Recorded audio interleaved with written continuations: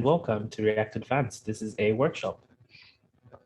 They will be talking about building modern CMS-driven web applications. Let me know if you've used the CMS. If you've used the CMS, drop it in the chat. If you haven't, let me know what misconceptions do you have about CMSs. I think this is the whole thing that a lot of people talk about. A lot of people aren't too sure. So feel free to put that in the chat. And a little bit about myself before we get into it. About myself, I'm Daniel Medalisupiri, and you can, oops, there we go. Yeah, I'm Daniel Medalisupiri, and you can catch me almost anywhere online as Malgambes. I do developer relations at a company called Strapi, which is an open source JavaScript headless CMS. And I'm a disc jockey at Mixcloud, I guess. I don't know if you can sort of call that a thing. It's not like an official thing, but anyways, I DJ techno and I put my stuff up on Mixcloud, basically. A few prerequisites before we get into the meat of everything. You need some basic React knowledge, as we'll be using Next.js to sort of build out our blog. Basic knowledge of Node and NPM, of course, and just basic web concepts, and some knowledge of APIs. Okay, I'm just checking the chat. I see a lot of people, or a couple of people have said what they use: Graphql CMS, WordPress, and Adobe Experience Manager, both as headless solutions. That's interesting. All right, so let's get into what we'll be looking at today. So we'll be looking at an intro to headless, and then we'll be setting up Strappy in Next.js. Give you a nice introduction to Strappy and Next.js if you're not familiar with it. And then we'll go out and build a blog. And then we'll look at how we can deploy our apps. And fingers crossed, there's a bonus section. So you should be looking forward to that. Has anyone used Strappy in the past? Has anyone used Next.js? Before I get into the intro.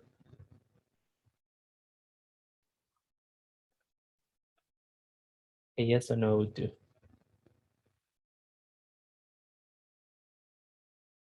No, okay. That's exciting. Blow your minds.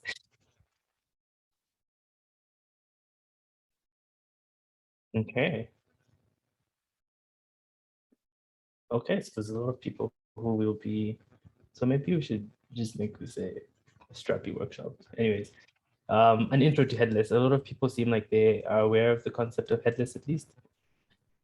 So let's get into that. I always like to set like a nice preface to how things worked in the past.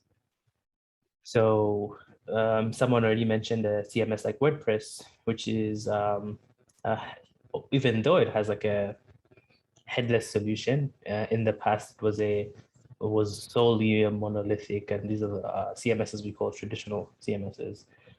And it had a back office, which is basically an interface where you manage your content. As the name suggests, CMS is short for content management system. And then you had a front office where you manage your web pages. And the thing about that was you're only able to deliver your, these web pages to one platform, and that was the web. And you interact with that on usually laptops, computers, and all other devices that can have browsers. And they didn't really support native mobile applications, didn't really support wearables, and it was really hard to connect to different platforms outside of the web with these monolithic CMSs. So the world changed, of course, as you can see today. A lot of how we interact and engage is on mobile, still a lot of the web, but that's because CMSs had to evolve. How people manage and distribute content had to evolve. So we had to stray away from the whole concept of tightly coupling the back office and the front office, where you can only manage content for a single platform. Didn't really make sense. And front-end tooling evolved. I see a lot of people here are really into Next.js, which is super hot for a lot of reasons. And yeah, front-end tooling evolved. We had tools like React come out, we had Gatsby, Angular, Vue.js, Next, Svelte, and a lot of these other tools. And traditional CMSs didn't really suit them. And CMSs had to evolve, not just for different platforms, but also for the web. So why a CMS? This is sort of like an argument I like to give for why people use CMSs. I believe, and I feel like a lot of people would agree with me when I say building software is a collaborative effort of multiple teams. So a lot of people come together to sort of make software happen and ship products, ship features, ship websites, ship apps. It's a collaborative effort, right? So who's involved? The most, at least active players I see in this are developers, designers, and content managers. That should be content managers. Sorry about that. And at the intersection of all of these, we sort of see headless come. And how, you ask? Good question. So you have developers, of course, who build with the headless CMS, depending on your capability or the capabilities of your headless CMS. You can have developers use that. With headless CMSs, you introduce the concept of content modeling, which I'll get to really, really soon. And what that enables is you to sort of break down your website into components per se, or different smaller building blocks that make up larger sort of bundles. And that really helps with design because you have a content first driven approach where you look at the content you want, that dictates what designs you make, the designs dictate what's developed, and it all starts from content. And then of course, content managers are the people who use your headless CMS. Your headless CMS, of course, delivers content, but who puts data in there? It's the content manager. So there's a lot of people involved with making sure that things work as they're supposed to work. And that's exactly what headless does. So headless means we deliver content to any front end via an API, any front end with an asterisk there, because this is mostly front ends that can, front ends that can consume APIs or make HTTP calls, sorry. That's what it enables. So you have a single platform where you edit or you enter your content, and then that ships it out to mobile, ships it out to the web, ships it out to servers, to wearables, to signs, to menus, to traffic lights, to airports, ATMs. And it's like, it's endless. So that's the benefit of headless, at least. So with headless now, you have a back office and an interface to manage content. And now you can sort of send that to a lot of the popular front-end frameworks, React, Vue, Next, in our case, Next, of course, Angular, or Gatsby. You can send it to Flutter, you can send it to Swift, you can send it to Android Studio, you can send it to a lot of the other things that people use to build on multiple platforms. You can send it to an Electron app. It makes it pretty versatile because then your content can live on multiple platforms or from a single source. It's a huge benefit. So basically, CMSs in general bring efficiency in how we manage content, and headless CMSs help this scale to way more platforms than was in the past. And this brings about a lot of really cool benefits. There's developer flexibility. It's a much more secure business solution in terms of like future-proofing your stack also. You use a headless CMS. If things change front-end wise, people really aren't using Next anymore, or people start using something new like, I don't know, Astro or SvelteKit, you're sort of secure in the fact that your backend can stay untouched and you can just adapt your front end to suit what's trending if that's the thing you want to do, or what's solving your problems in a much more efficient way. You can also create custom experiences like I talked about, and all the workflows that can be enabled through using headless CMSs really do a lot to improve your team's velocity. So it's a lot of benefits. So quick recap. I don't know if you have any questions about concept of headless or what headless is. And I feel like we can get into using Strapi and Next.js. So I'll move on in like a minute. And if you have no questions, then we can go ahead.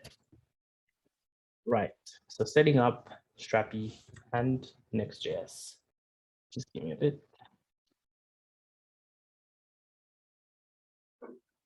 I have my eyes on the chat, by the way, so keeping track of that. Okay. So we'll go into my terminal.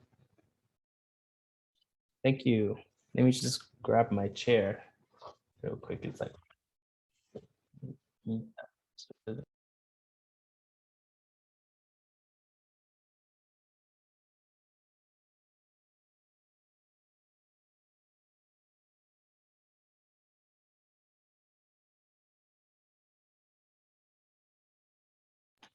all right. Now I'm ready to type and write code. All right, so setting up Strapi. Like I mentioned, Strapi is an open source headless CMS. But before we do anything, actually, I'll just exit this and just go directly to like strappy.io for those who haven't seen it.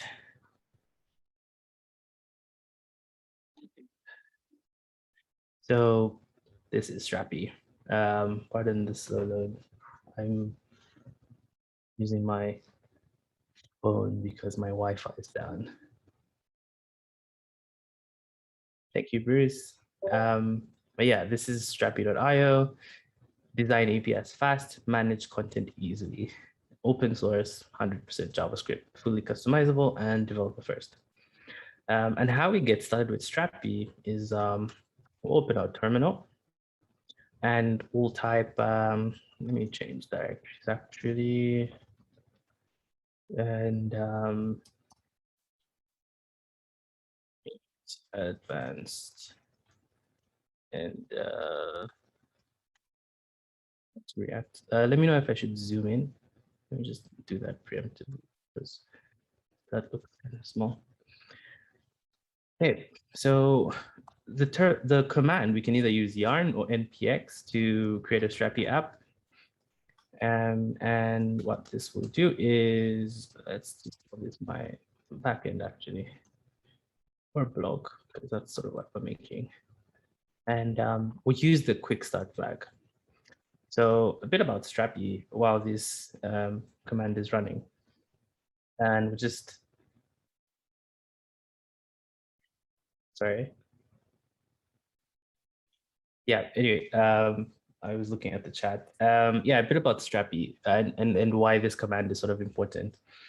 You notice the quick start flag. So Strappy, like most CMSs, needs to store its data somewhere. And Strappy supports multiple databases. At the moment, we're using v3 of Strappy. And this will either, if we didn't use the quick start, it would query us to like choose our database. We could choose from Postgres, SQLite, MySQL, and MariaDB. And yeah, that's sort of what we used to set up the Strappy project. Now, setting up a database for most can be quite daunting. So when we use the quick start flag, what that does is it defaults Strappy to use a SQLite database, which is much easier to set up. And when you go into production, of course, you want to go into something more resilient. It's just Postgres. And you can do that for free on something like Heroku or like the free AWS tier. Yeah. So besides that, like I said, because we're running this locally, at some point we'll have to deploy it. So Strapi is self-hosted. We currently don't have a cloud offering, and that is probably coming sometime soon. And yeah, I don't know if you have any questions about the setup so far. Once this happens, we'll sort of like dive through everything.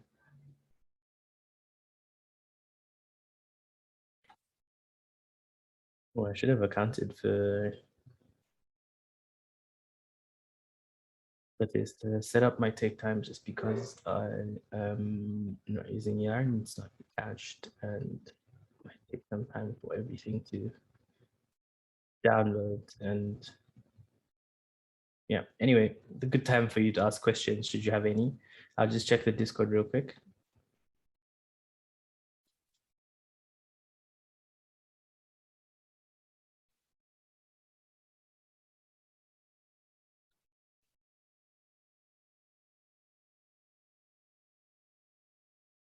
And thanks, Bruce, for sending over the commands.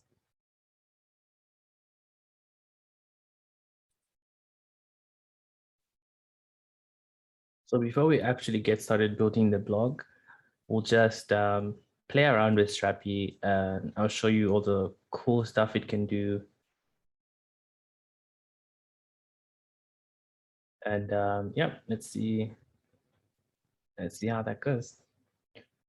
So like I mentioned, you usually have a back office. What's happening right now is we're building out the admin panel, which is the portion of Strapi that content managers and we sometimes get to interact with.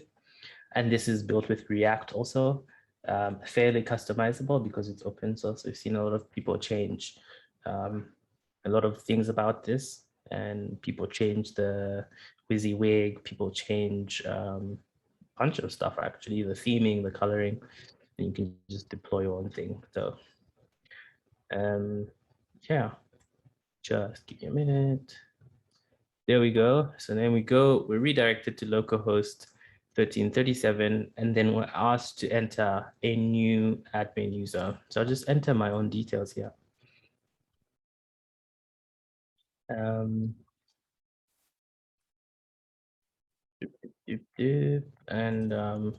real quick password. Sure, passwords are the same. My password is bothering me. And then here we are. Let me just zoom in a bit. This is our admin panel. So this is what you see when you first get into Strapi. We have an admin user called Daniel Piri that we just created. And now we get to build collection types. So CMSs, like I mentioned, have the concept, headless CMSs have the concept of content modeling, which is just creating like a data schema for how you want your data to be presented to your front end.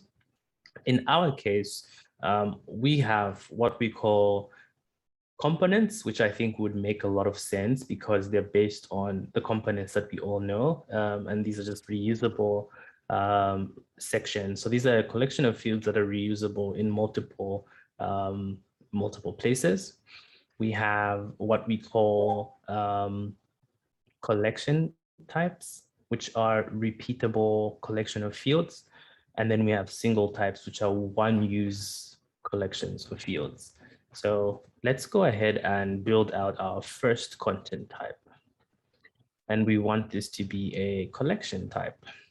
One that I usually find very relatable is books. So we'll create a collection type called books. And what Strapi does, and that's something that I really like, is for each collection type you create, you have a corresponding endpoint. So when we're done creating these collection types and we want to query the book's endpoint, all we have to do is go to our URL. If this is localhost, that's localhost 1337/books, and then we'll be able to retrieve all the entries on that endpoint, which is pretty cool. So yeah, these are the fields that you can pick out. You have the text field, rich text field, a number field, a date, Boolean, relation. The relation is really cool because it has polymorphic relations. Excuse me, sorry. You have email, you have password, enum, media for videos, links, audio, a JSON field, in a UID field, and then these are the components that I talked about. And then we have what we call dynamic zones, which is a really, really interesting feature of Strapi that lets you dynamically add components to an entry, and paired with like a lot of like some magic, or I don't want to call it magic because what's a better word? Paired with some like creative programming, you can sort of create some very interesting turnarounds and workflows. We've seen people create like forms or like page builders, like no code page builders, where you have a bunch of components, Strappy, and these are matched to a bunch of components in your front end. And then by adding new pages in Strappy and using these dynamic zones, you can sort of build out pages in your front end, which is pretty cool. But yeah, let me keep demonstrating books, and let's think about what a book's endpoint would look like, or what type of fields a book would need. I think a book would need a title, very important. A book would need an author. And one thing we have a chance of doing here, but I won't, is we could create another collection type called author and then form a relation. And these are the relations that I talked about. Hey, are you asking a question? I heard someone say something.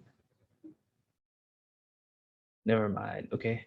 Yeah, as I was saying, one really cool thing we could do is we could make it so that if we had an author field, or let's say user, let's just look at that as author. And what we could make it say is that every book could be there related to, maybe that's not the best one. But anyway, yeah, one could either be related to one, they could be related to each other. One book could be related to multiple authors, multiple books to one author, many to many, and all these really cool relations. So yeah, I think the relation field is pretty cool. So besides title, what else could we need? Maybe like number of pages, number of pages, page number. No, number of pages doesn't make sense. And then format, we have really interesting, I think, page numbers are usually integer. Oops. That, even though it doesn't look the best. And we'll add another field, maybe cover, and let's see, cover is usually like a single thing. It's like a picture, it's not necessarily multiple files. So once we've sort of created this, that this is supposed to be page. Great. So we save that into like a schema.json. Ooh, I saw a question. Okay, well, the server is restarting. Let me look at that. Yeah, that is possible. So someone asked if it's possible to populate the different collection types that we could create in Strapi from a data set like a CSV or a spreadsheet. We have seen that work. You can sort of create custom scripts that can fetch that data from whatever it is, a CSV or a spreadsheet, a markdown file or a couple of markdown files, and then send that into a Strapi database. This would have to be custom, of course, but yes, it is possible. Great. So we have our books collection type here, and now we can start to enter data. So I don't know, what books do people read? Let me look at my shelf. There's quiet, number of pages, just like get a rough figure. And we could actually pick something. I don't know if I have images. Do I have any images that I could pick out? So, nice. It's just like random pictures that I have. And we'll upload that. And yeah. And then one really cool thing we have also is We have a draft and published feature, of course, which is CMSs have that. So right now our content is in the draft mode. And then if we want to publish that, so it's visible, now we have a published piece. Okay, so now we have one entry. You can see this. And then you can see the number of pages, and then you have a cover. That's pretty cool. We'll add one more just for what other great book? There's like 0 to 1, I guess. Popular book. A short book, maybe about 90 pages. We'll add the same cover. We'll save. We'll publish. And now this is sort of where it gets interesting. We can navigate back to our collection types. And I just want to make another one just so you can see the different types of collection, the different types of content types Strapi has. So right now we're looking at a collection type, which is multiple entries on a single collection type. Another thing we have, if we go to our content types builder, is the ability to create single types. So single types here would be used in a scenario where maybe you're a publishing house and you have a portfolio, maybe. That's a great example. I think the best example I can think of for the use of a single type is a website homepage. So we can call this homepage. So this is data that you only need in a single instance.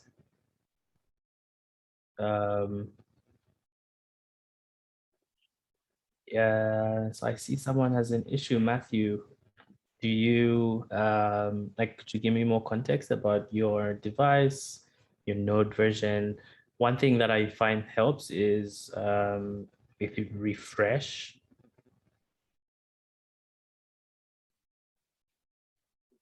sometimes it could just be nothing and it's computers being computers, but that indeed is very strange. Try and refresh, and I think your error should be fixed. All right, so back to the single type. So we built it out like a normal, build it out like a normal collection content type. And let's say our homepage needs like a favicon, a logo. You know, that's content that we only need once. It's the thing, it's single media. We need like a page title. And what else? What we need? We might need some metadata. But yeah, we could probably create a component for that. But that's basically it, to be honest. That's what single types are used for.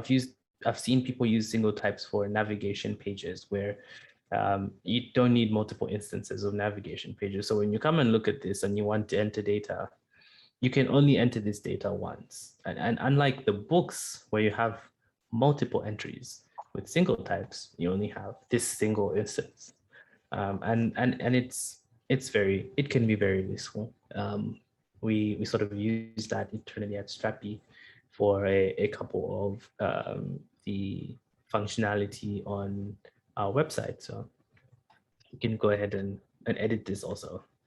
And now we can say what's the title? Our lovely homepage, something like that. Work. That's popular. And we'll save this and publish it. And there we go. One instance of our single type. But let's get back to our books API. Let's query that. Let me just sip some water.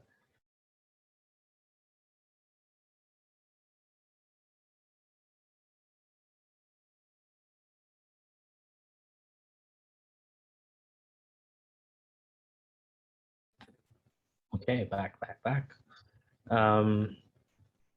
Yeah, let's get back to our books. Oh yeah, I just seen the chat, Matthew. I'm glad the error is fixed. If anyone else has an issue or if there's anything that you'd love to troubleshoot, do feel free to send a message. We can get you through it. Great. So now let's get back to this. I've run you through collection types, single types, and then we have a couple of plugins. Plugins are pretty big for Strapi at the moment, and will be getting much, much bigger. We have the content types builder, which helps us build out our sort of content schemas like we just did. We have the media library, which helps us manage media, of course. And then we have like a tiny, but soon to be much bigger marketplace. Where we have a couple of different plugins. We have a GraphQL plugin, which gives Strapi GraphQL support. And you can run a lot of GraphQL operations, queries, mutations, and GraphQL works pretty well with Strapi. You have a documentation plugin to get your get like a Swagger documentation, like Swagger UI for each of the collection types you build, because at the end of the day, like I mentioned, all your collection types become endpoints. So you can document your Strapi API by using the documentation plugin. We've got like a really rich third-party ecosystem of plugins in this repo called Awesome Strappy, which I will send into the Discord and here if you want to have a look. And this sort of solves a lot of really interesting problems that people have for a lot of plugins. So we have a lot of starters for Next.js, for example. We have like expo notifications, MOSIF, sitemaps, and different WYSIWYGs, editors, community hooks, email providers, upload providers, different SDKs. Anyway, I think you get it. We've got like some really interesting plugins. And then a sneak peek of something that's coming up. And I'll talk about this a little bit more at the end. Strapi will be launching a plugin marketplace pretty soon. So let's go there. So a new way to make Strapi awesome coming soon. And we'll have a lot of really interesting plugins built from some really interesting people.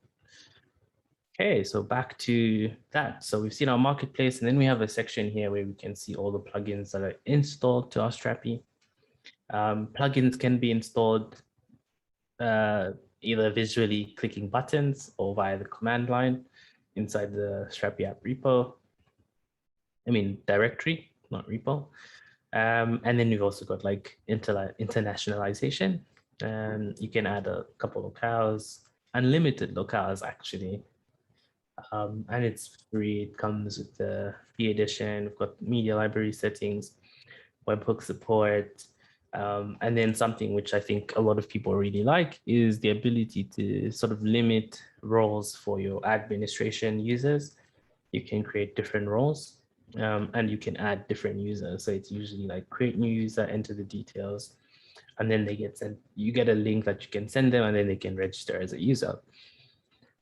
Okay, and then one thing which is pretty Strapi specific is the user and permissions plugin, right? This is pretty cool. But before we use this, I want to show you what it looks like to make a request to Strapi. Let's just go to hopscotch. And hopscotch is what I use to make requests. So what we're going to do here is going to make a request to local host 1337/books, because that's the endpoint we just created.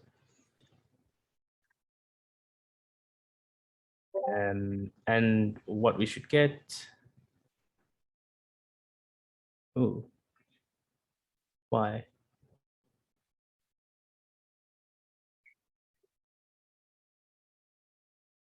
Very weird. Anyway, we'll just do it the old-fashioned way.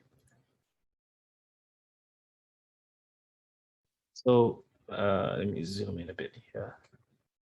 When we make the request to localhost 1337/books, we get a 403 forbidden, which is very normal. This is exactly what we want to do. Out of the box, we don't necessarily want people interacting with endpoints that we haven't properly configured or that haven't been given the right or the right permissions or like things haven't been set up in the right way. And I wanted to do this so I can show everyone how we actually do something like that.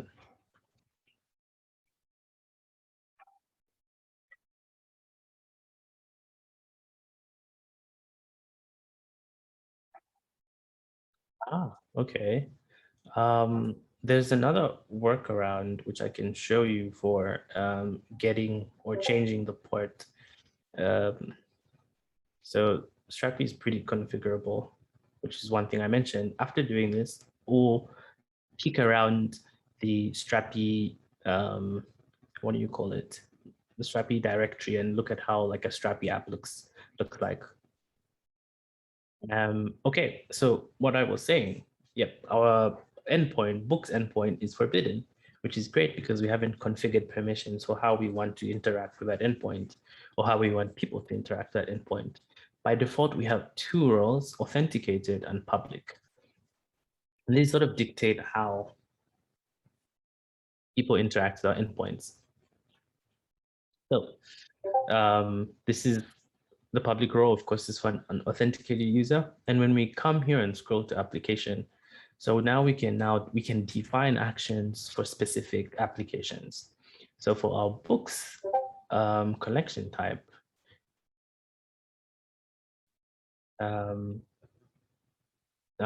thanks Felipe for the fix.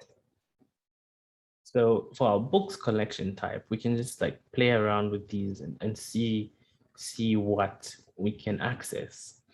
So when we just click here, we don't tick the box, but just click the section that it's on. We get something really nice here, which says the type of request we can make on which endpoint. So count means we go to books/count. Delete means we make a delete on books/ID. And find one, we didn't mean to tick it. And find one is book slash the ID of the book, update is a put, find is a get, create is a post.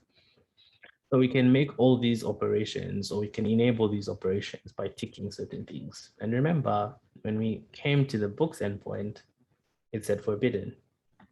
So we'll take this so we can actually query the books endpoint.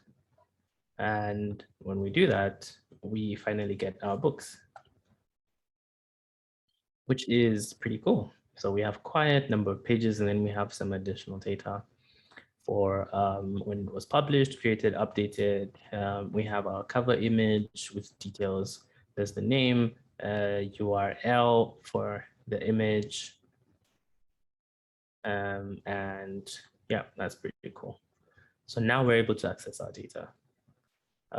You should have a public role. If you can just click there. Let's do that to start and navigate to settings. In settings under user and permissions plugin, you should click roles. And by default, these are the two roles that we have. Everyone should have them, authenticated and public. And then you can click public. And then now you can start to set the settings that we like we just did to give yourself or to give your define actions allowed on that specific endpoint. Let me know, Bruce.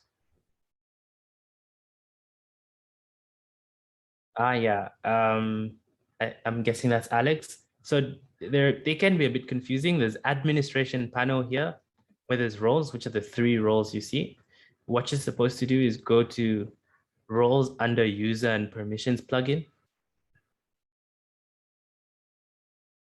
And then you see authenticated and public. So not here, but here. No worries. It's all good. So yeah, that's pretty much that's pretty much how we do things. Let me open up like VS Code and get things. What did we name this blog? Okay, so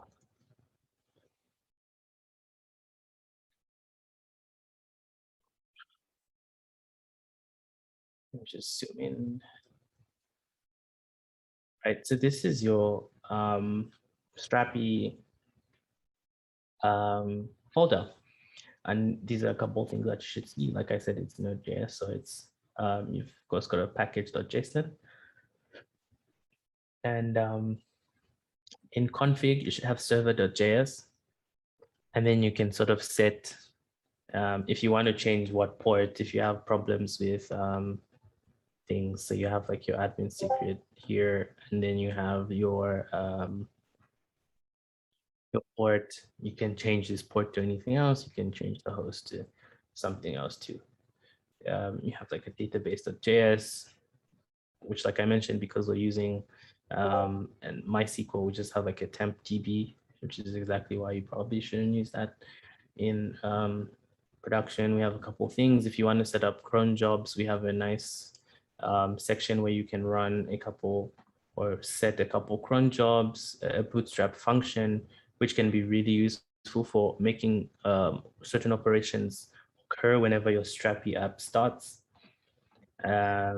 This is just like the admin build. And then we have the API section, which is really, really interesting because now we're getting into like the architecture of how the Strappy backend works. A lot of people love to customize these things and add custom functionality, either checks before things get into the database, hashing passwords, appending things, all that can be done either through services or the controllers, but that's more intermediate to advanced Strappy functionality. But yeah, that's pretty much what a Strappy repo looks like, and just some like boilerplate stuff.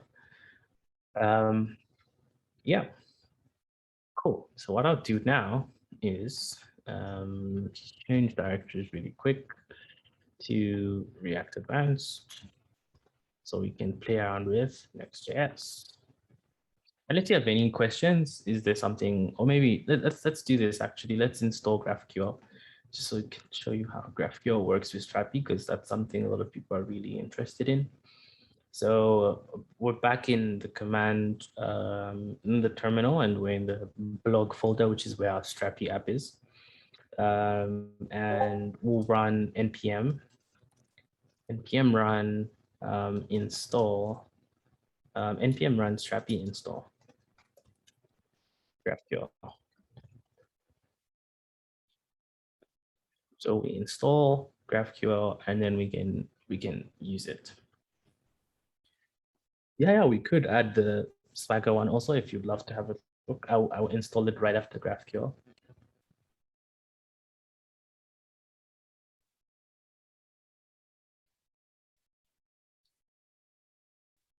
Yeah, that's something a lot of people really like. Let me see if I can pull this up. We had a webinar with the folks at Postman, and we were playing around with the documentation plugin. Let me see if I can send you a link. This is like a recap of the webinar that we had. I'll send that into the Discord also. I think it was a really cool thing. We really set up a lot of interesting things with that.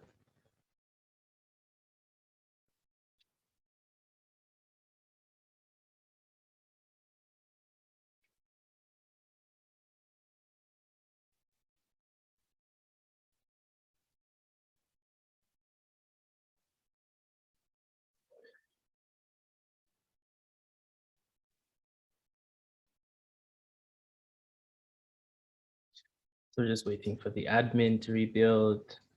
Let me know if this is too small and I need to zoom in, by the way. More than happy to do that.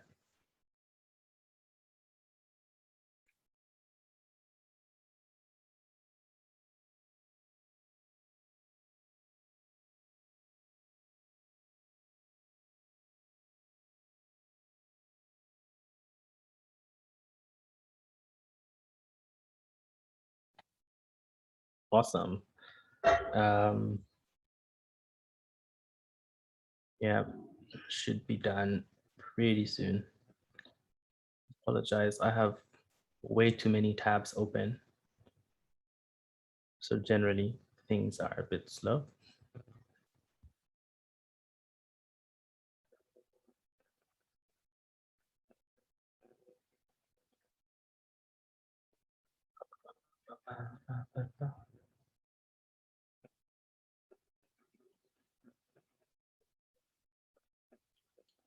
Okay, while that's installing, let's get like our next app started. Let me just zoom in a bit there, see if it's similar. Okay, it's installed actually. So now let's install the documentation, and we do the same thing. It's npm run strappy install documentation.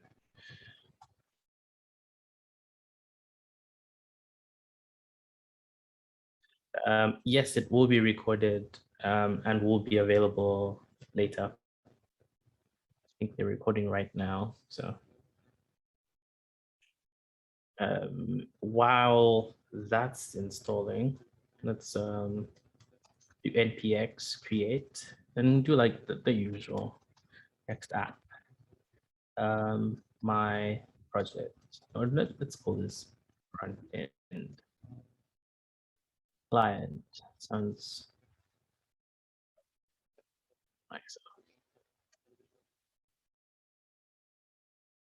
Ooh, my bad. npx.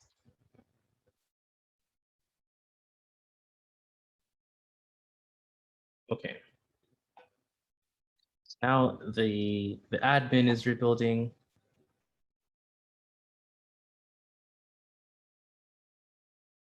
And then we can play around with the GraphQL and documentation plugins. By the way, if like this is all looking really cool, thanks, Bruce. If you think this is amazing, wait till you see the next version. So right now, to be honest, you probably shouldn't check it out, but I will show it to you. We have a much sleeker, much smoother version of Strappy coming out really, really soon. So the version you see right now is Strappy v3.6.8. And we have a, oops, we have a v4 coming out soon. And this has, there's like so many things that are really cool about the v4. Maybe I should run it. No, if we have time at the end. So we have like a much more streamlined and developer friendly plugin API. We've improved our, sure, let me send the command. No problem. Let's just go back. So I ran npx create next app. Thank you, Alex. Yeah, that's what I ran. And our next app is done. And let me just finish up this thing. So better error handling, new database layer, new REST and GraphQL APIs, like a couple of things that have been hyped up, and then basically the beta is out. But yeah, back to Strappy and next. So yeah, we have our documentation plugin installed. We have our GraphQL plugin installed. We're in the blog directory. All we have to do now is run npm, npm run develop to kickstart our Strappy server. I'll just send that in the chat in case anyone wants to run it.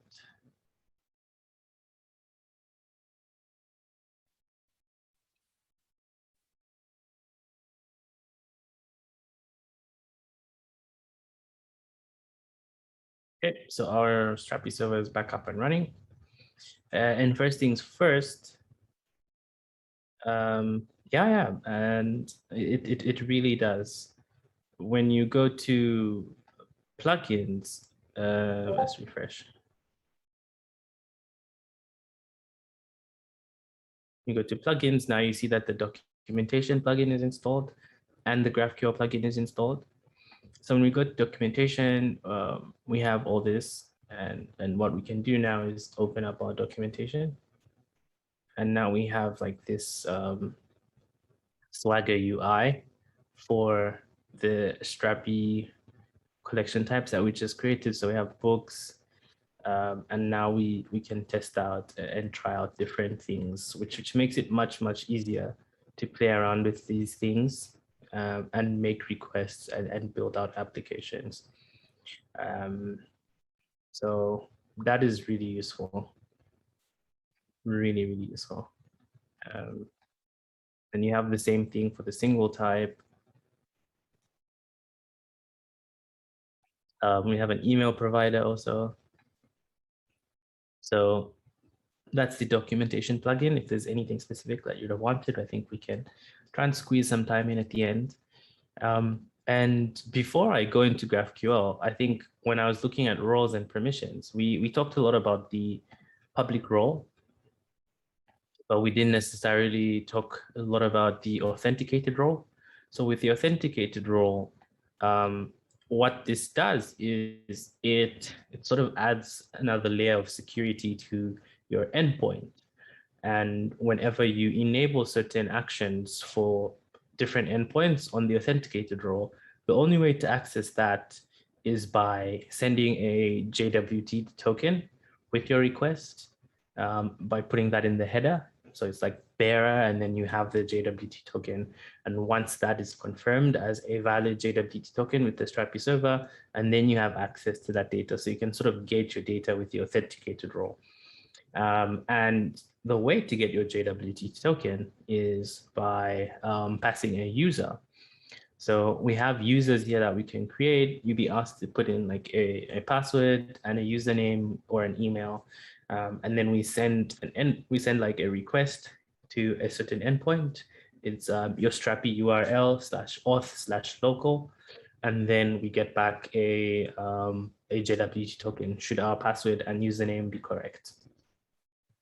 And then because someone mentioned authentication, we have an email plugin here. Provider plugins. So what this means is you can set up all these providers to register users in your Strappy app. So you can use Auth0, Cognito, Discord, Normal Email, Facebook, GitHub, Google, blah, blah, blah. So basically in your front-end app, you set these providers up, and then people just click sign up with Google, sign up with Facebook, and then those get converted into users in Strappy. Those users can then make authenticated requests to your Strappy endpoint. That's if you want to keep your content gated. But that's practically it. I just thought that's worth mentioning. Okay, so we've looked at the documentation plugin. Let's look at the GraphQL plugin real quick. I don't want to like rush through everything else because there's still a bit to get through. And so, yep, this is the page. So let me just take that out. So this is your GraphQL Playground, which is like an IDE, integrated development environment that helps us like test out queries. And one thing that I like about it is it sort of has this autocomplete feature. But before we actually do anything, we can have a look at our GraphQL schema. Excuse me. And you can also have a look at this locally in VS Code. Where is that? Yeah, we can have a look at that here also, but we won't. And we also have nice docs created for making queries and seeing what's possible. Different operations are possible. So if we want to do like books, and we can see what fields are available inside books and what type of things we can get. So if you aren't familiar with GraphQL, you have two types of, well, three, but for now we'll focus on two types of operations, which are queries and mutations. So queries are with queries, what we can do is like the name suggests, we're querying data, we're getting data from a source, and then we're getting that data back. An example of this here is, and you see that autocomplete that I mentioned. It's very intuitive. We're typing a query. What do we want the query? What are we trying to query? We're trying to query books. What in books are we trying to query? We want to sort of get the ID of books. We want to get the title. We want to get the, what else did we put? Page number of pages, sorry. And we want to get the cover. And in cover, we want to get the URL. So this is sort of what queries do.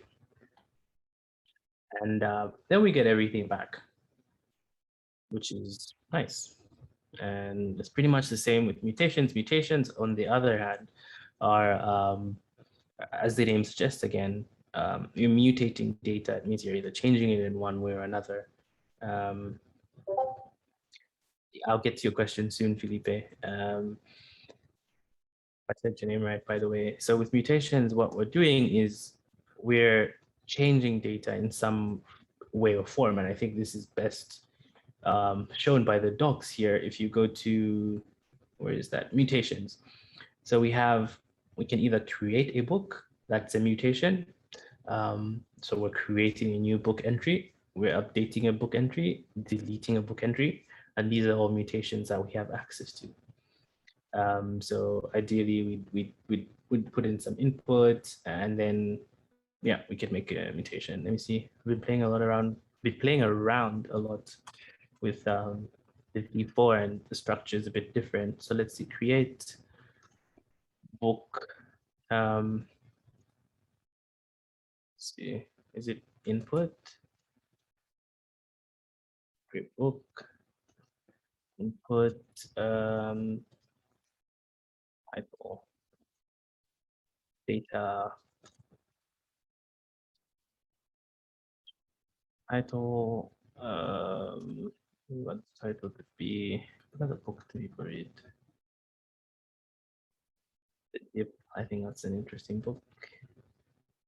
And then the div. And what else? Number of pages is also a short book, so maybe like 75. And then at the end of this, we want to return the book. This should work. Oh, my bad. And this actually should not work because we haven't set permissions up to do this. But it's a good opportunity to go back and look at that. So there we go, forbidden. And now we can go back into our Strapi app, again to settings, and then roles and providers, public. And now if we go to create, we should be able to make this work. So there we go, the dip. So that's like mutations. And now if we go back and query this data, we query books, and let's just get names, titles, sorry. We should see 3 books. Right, Quiet Search 1, the dip. All done using GraphQL. Okay, so Felipe is asking if there's a way to get absolute image URLs, and just for context, let me show what it means. So when we query the URL of the book, right now what's happening is you're only getting sort of this like relative URL depending on where this is deployed. You have to sort of append this URL to that domain name. And yes, you can get absolute URLs, but to do that, you'd have to use a different provider. It's because Strapi is self-hosted. We really can't assume in advance where your thing is deployed. And sort of to deal with that, we have a bunch of upload providers for images and media in the media library. One popular one is Cloudinary. And when that happens and you use Cloudinary as your upload provider, whenever you upload data to the to the media library, that is stored in a service like Cloudinary. There's one for Microsoft Azure. There's one for AWS. There's one AWS S3. So what happens is whenever we enter data or media in the media library, it's stored in that third party. And whenever we make requests, we get absolute URLs rather than this type of URL. I hope that answers your question. Okay, so that's a lot of Strappy. Let's get into building out.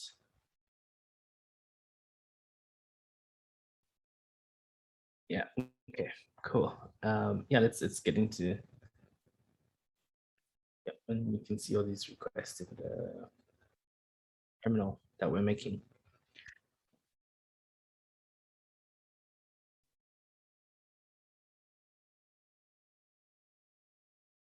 Sorry, another question. Absurd mutations. What are absurd mutations? Sorry, I don't think I'm familiar with those. What do you mean? Yeah, while we're waiting for that, let's do this. Change. Oh no, print this in the wrong directory. I thought we changed directories.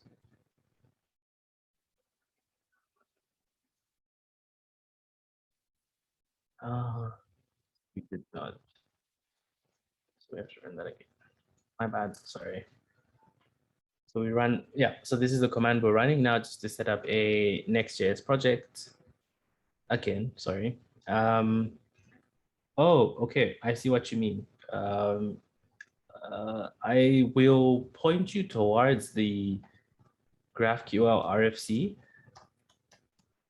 which sort of gives you a good idea of what's coming up in Strappy v4, but we have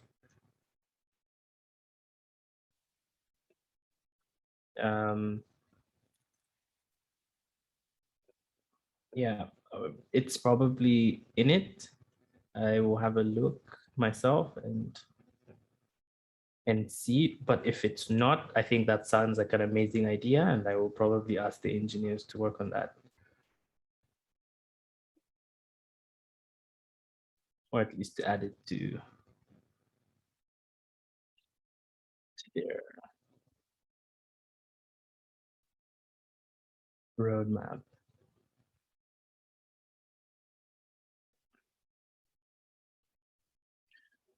Yeah, I'm actually actively looking at it right now.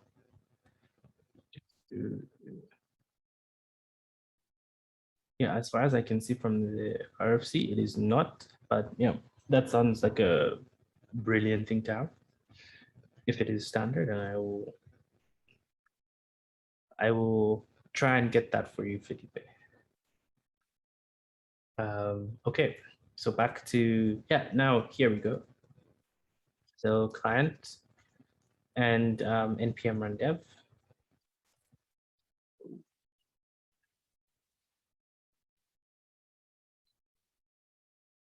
Okay, so now we have things running on localhost.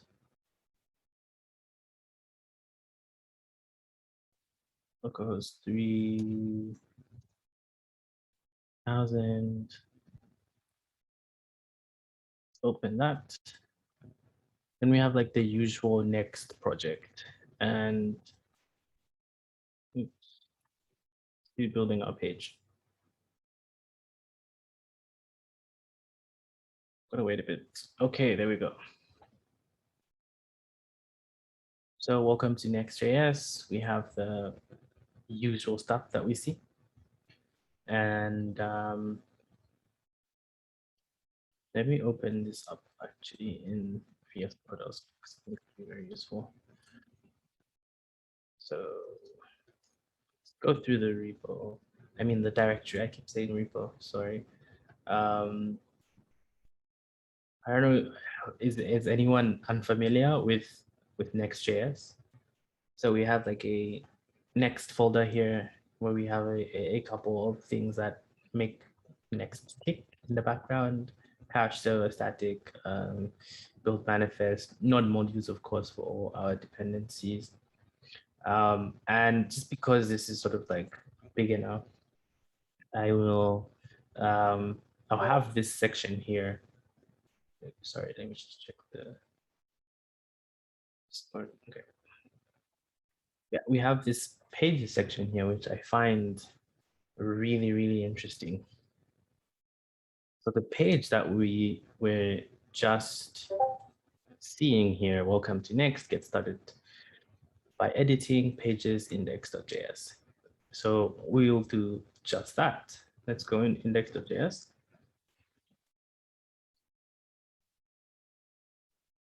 And start to edit stuff. So we have the head section, which sets like the page title and everything. Then we have the main section, which says welcome to Next.js. And then get started by editing. Then we have that, which is like the page name. And we have these nice cards, and let's actually edit something. So just above that, let's put like a p tag. What do we say? Typing from React advanced.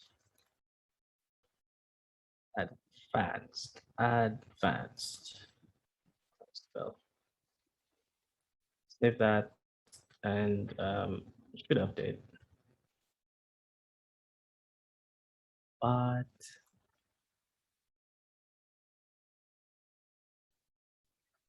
what did we start it again? We did not start the server again, my bad. Let's just do npm run dev, start our server again.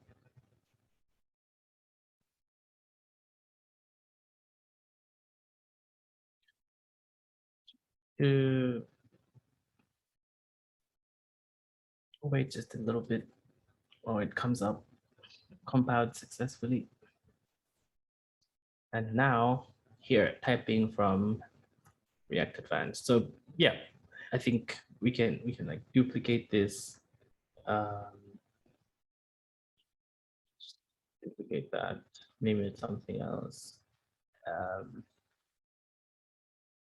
What do we name it? Next.js. And we go to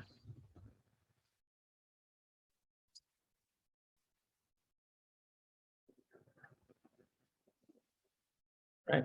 So let's see.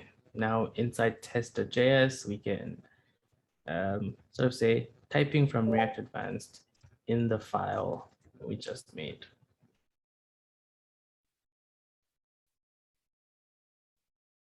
And there we have it. So what is all the jazz about Next.js?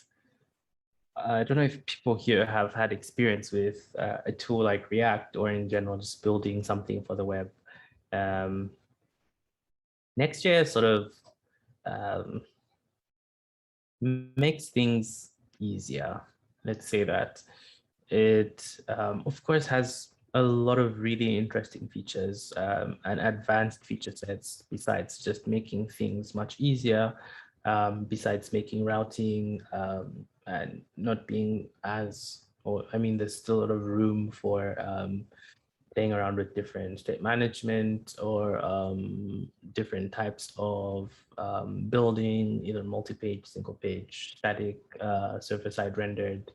It gives you a lot of flexibility in what you can do, but I think the best thing that it does is it lowers the barrier for entry for someone wanting to get up and running with building websites in React. And then that coupled with the platform that Vercel is, I think it makes it much easier to go from development where you're on your local machine to production where, you know, you have this thing being used by people who actually need to use it, whatever app you're building. And that's the really cool thing about Next.js. So this is sort of why I chose to build this thing out with Next.js. So now we now what we want to do is build out a blog. I don't know if you have any like Next.js specific questions. Besides that, we have like a public folder, a bunch of config files, package.json, styles page, and yeah, we have like an app underscore app, which is sort of like the base of our web app, and we can add a bunch of config and change how our app works. So now that we sort of want to build out our blog, I want to go back to the slides, not physically, but just mentally want to take you back to the slides and how we were thinking about content first, and where sort of think about how you would approach building something. And even though this is just like building a blog, I get the goal of this is to sort of give you the blueprint and give you like a firm foundation of how you would approach something from a content perspective whenever you want to use like a headless CMS, be it Strapi or anything else. I think you need to start from the content and what that looks like. Design wise, I already have like an image of what the blog would look like. So ideally, the next step for us is to sort of structure our content the way we want it to be presented to our front end. And like I mentioned in my slides, that starts out in the back end. So we're going to do an exercise of content modeling, which will be fun. So let's go for it. So we're going to build a blog, and this blog will have writers. This blog will have articles, of course. And then each article will have like a category. And then you have like a bunch of different categories also, that sort of, yeah, just describe where your article lies. So we'll start by doing that in Strapi. We'll go back to Strapi and start building out this content model. And then once that's ready, we'll come back to our Next.js app and then start to add the code that actually powers our blog. I think we're about halfway. Usually, I think people might want a break. If you're good to go, because I think we're like literally at the halfway point. If you would not like a break, please drop a message and I will carry on. If you would love a break, let me know so we can,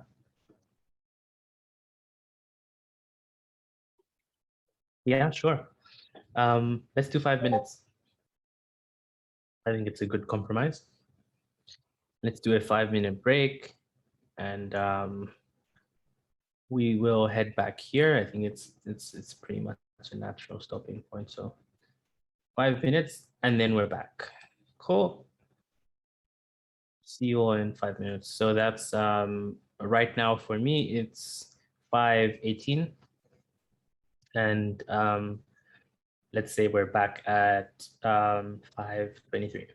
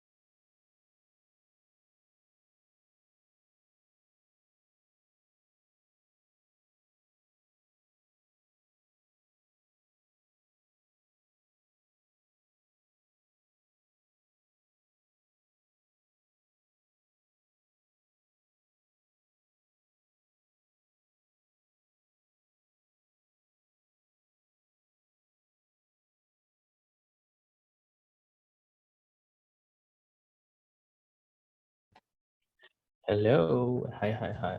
So we're back. I'm back standing. Quick stretch. There we go. While we wait, I'm gonna put up a few polls. So you should see something in the polls section. I'd love to hear from you about how you're using or what you're using for your backend. Nice. So lots of people using headless CMSs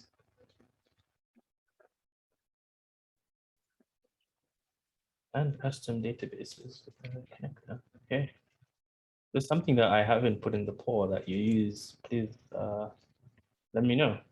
Ah, nice, nice, Bruce. Glad to hear that.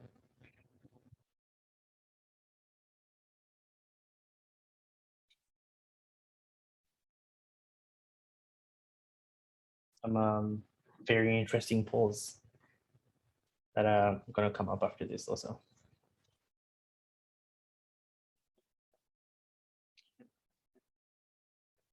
So I think we're ready to begin when 35 out of 41 people have answered the poll. Then I'll know most of us are back.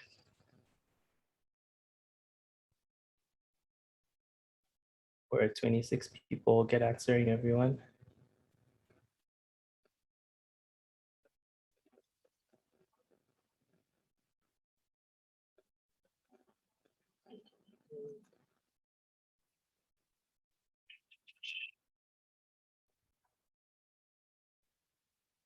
Seven people.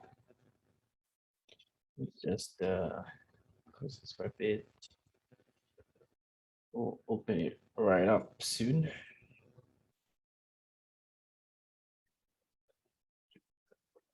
28. We need to get to 35 so we can start.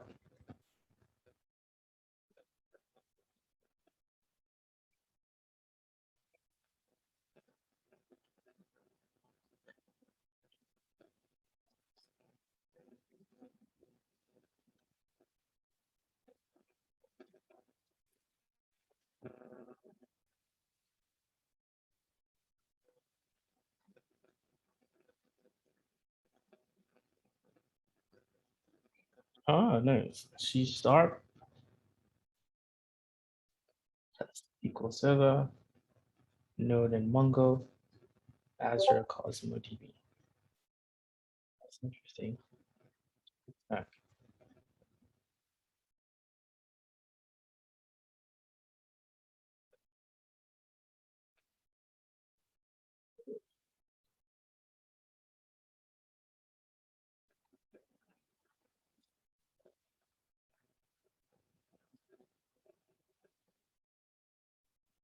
29 people have 28 people have answered the poll. Is everyone back?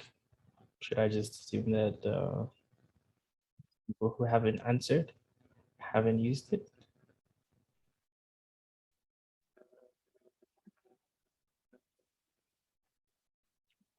Okay, great. Just give me a minute. And then we'll get started with building out our content model and then building our blog. I have something that I want to share. Bring that up real quick. So I'll end the poll. But it's interesting. Very, very interesting to see. So I'll share these results. Okay, just let me know if you can see the results.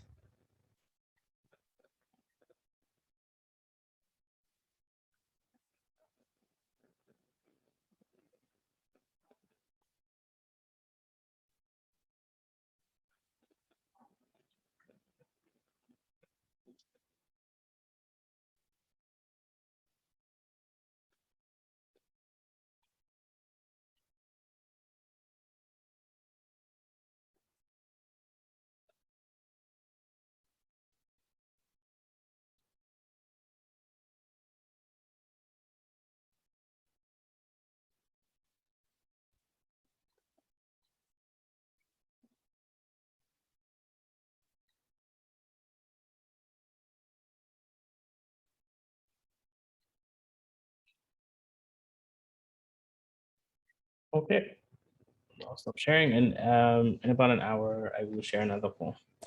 So I'm gonna go ahead and restart everything.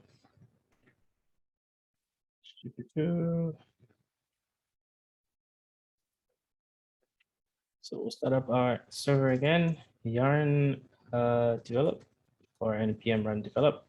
This is our Strapi server. Let me just look at the chat. Looks like there's some activity.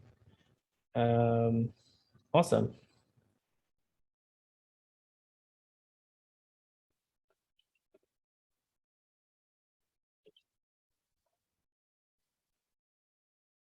Just waiting for that to start. Okay, we're up and running. And where is Strappy? Here's the browser. Here we go. So now we can get started building out our content model. Here we go. Nope, no, that's not it. There we go. So before we went off for the break, we found out, or we at least defined that we want our blog to have categories, we want our blog to have articles, we want our blog to have writers. So we'll start out by doing exactly that. We'll start out with a categories collection type. So we'll go to our content types builder, click new collection type, and then we'll name this category. That's good. So what we want every category to have a name, short name, and you can follow as I'm doing this also. And if you don't, I'll give you a command at the end that will sort of set everything up for you, like a template. Then we'll add another field, and then we'll have a slug, and we want our slug to be a UID. So we'll say slug, and then the thing about UIDs is you can attach them to certain fields. So what happens is this will be generated automatically based off whatever the name is. And then that's pretty cool. So we'll finish. And so right now we have name and slug, and then we'll save that. Wait for our server to restart. Our category is done. And now what we want to do is we want to have what do we want to have? I want to have a writer. So writer. So we go back to our content types builder, create new collection type, and then we'll go ahead and name this writer.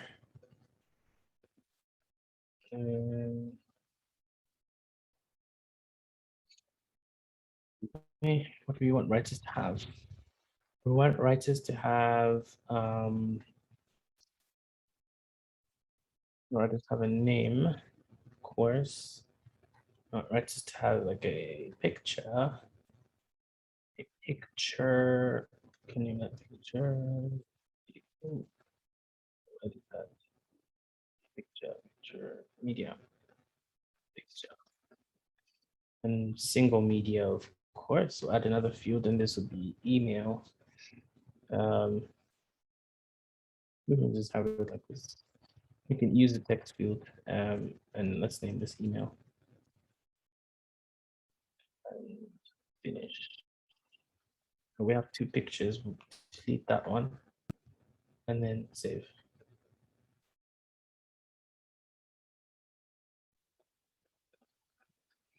I don't think that's possible, because if it's restarting, then it's not up, so no one can access the content. And then last but not least, we'll have article. And now let's think about articles conceptually.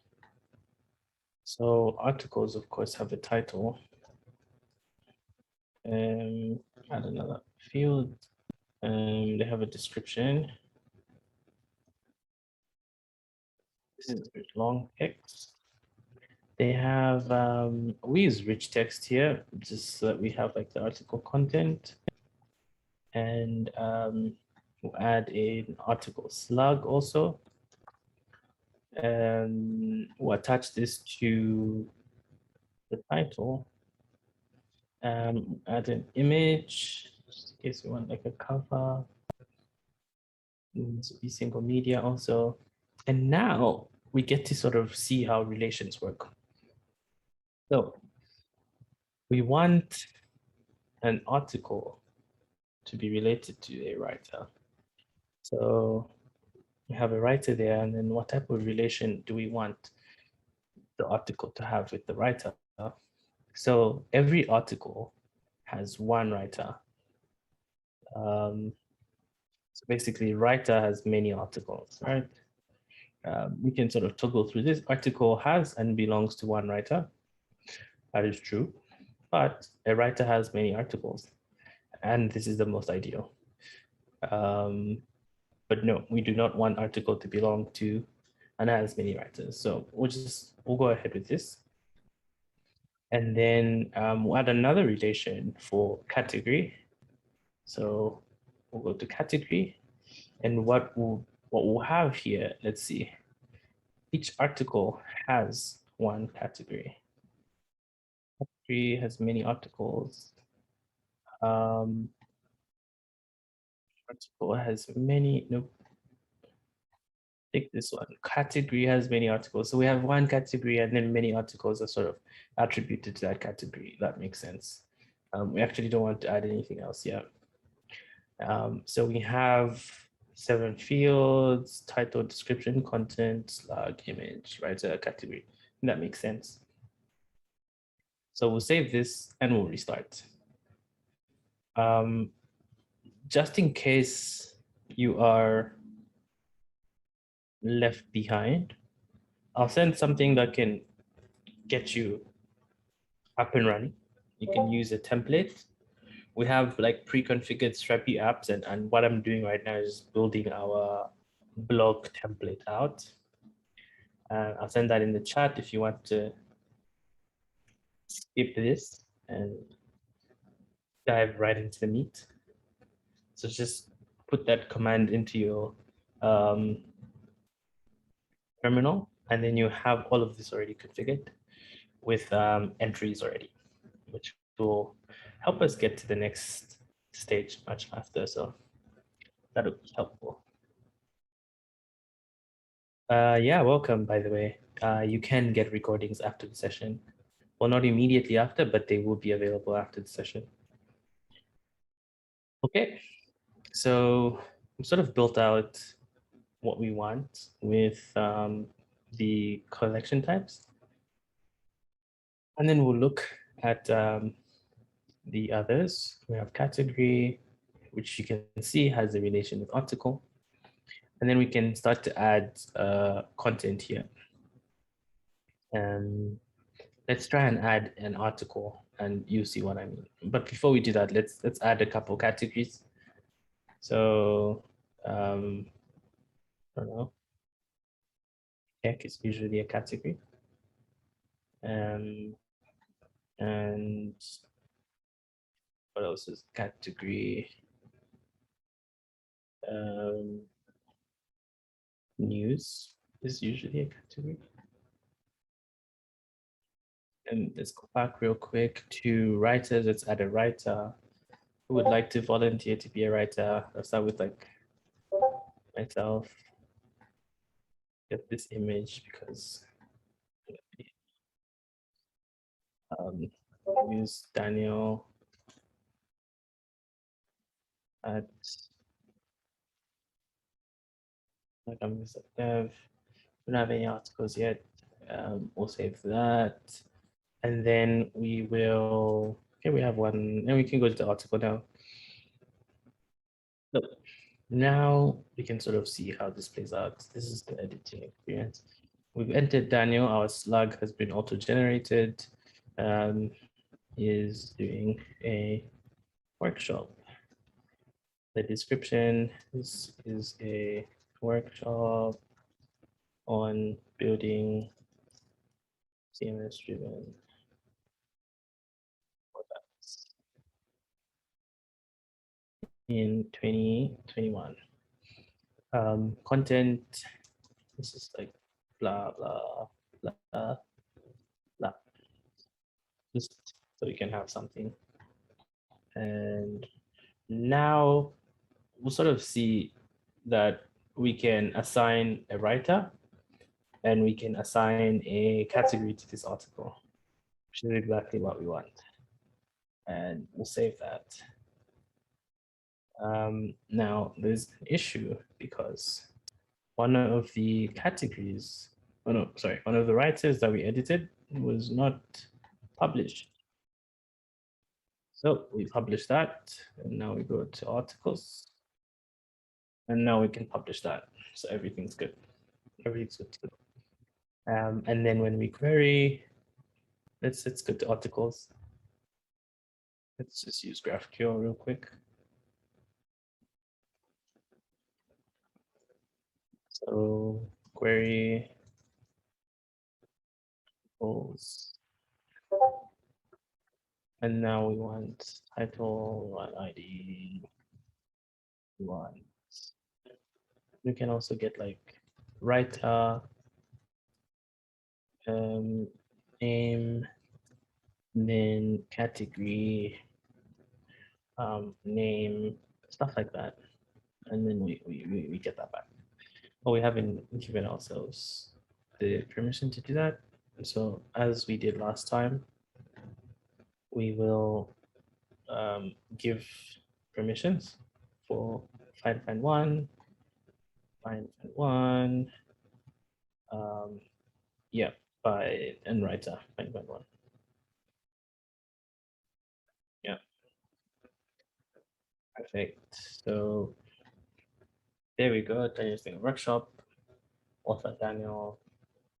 Attributes. Barely any news, but yeah, there we go. So where were we? Great.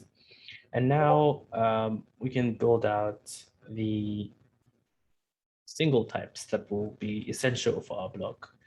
And this gives us an opportunity to play around with the component collection types. So we'll go into our collection types builder again, and now we'll sort of see how components work. So a new component, let's call this SEO. Select a category. We'll name this shared because we want to be able to share that SEO, like the upwards arrow. And now we can build this component. We want the meta title. That's short. What else do we do? SEO? We want like a meta description. Meta description. It's usually much longer. And then we'll add like a share image. Yeah. Share image and single media. We'll finish. I will save that. So now we have an SEO component that we've created. Go ahead and now create a global single type, which I guess will explain really well what the usefulness of single types is. It's like global details for our web page or our blog. So we'll start out with an image. We want to define our favicon in our CMS. That'll be single media. We want to define our site name. Be short text. And we want to define our, we want to add like an SEO attribute actually. So what we'll do is we click component, and we can name this, and we can name this like default SEO. And now we can select, so we can use an existing component. Select component. We don't want this to be repeatable, so single component. Like I said, name this default. Yeah. We'll select our component. Under shared, we have the SEO component. That's pretty much it. And now we have this show up. We can add this to literally anything else. So we could go to books and add the component. And then this is much easier for stuff that you want to reuse in multiple sections. So if we ever want to have like SEO for an article, if we ever want to have like the meta title when we share on social media, we could literally just come here and create a component, use existing component, article SEO, and then select that component, single, and then finish. And then we have an article SEO portion, which we can connect to like the head portion of our next app, basically. Yeah, we will not save that. Yes, confirm and cancel. So that's pretty much it on like creating this stuff. Now, like I mentioned, and I will share a link. Let me actually share a link because it will make the next portion much easier as we build out the blog. So there's a bit.ly. Let me know you have access. I'll send that in the Discord.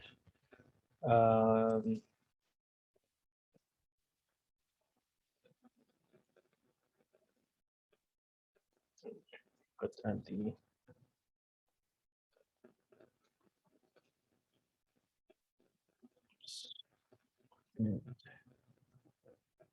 there we go. And I will send it chat.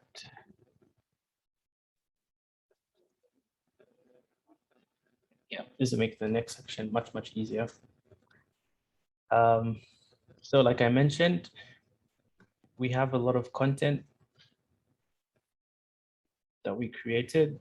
That's just building out, and from thinking about it, how we wanted it, we knew we wanted a category feature, we knew we wanted writer feature, and we wanted those things to be related, so we made them related with relations. We knew that we wanted writers, categories, articles, and then we also created a single page, a single type rather, that can hold a lot of the global data for our site. So what I'll do now is change directories and run this command, and you should do this because it will give us the proper foundation for the next part. And for the Strappy app, Strappy blog backend. We got the other one client, so let's just close this API actually. Yeah, so it'll build out a pre-configured blog. So it'll do everything I just did. And make sure you select the quick start, which is recommended. It will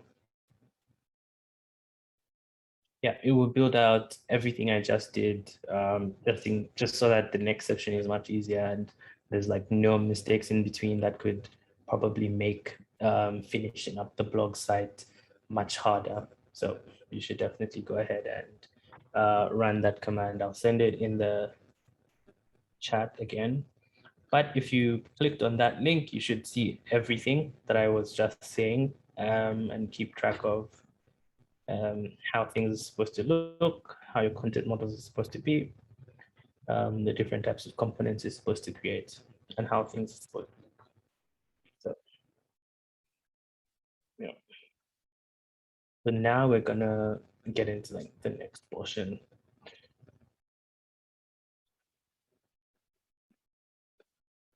Thank you, Bruce. Yeah, we just wait for this to finish.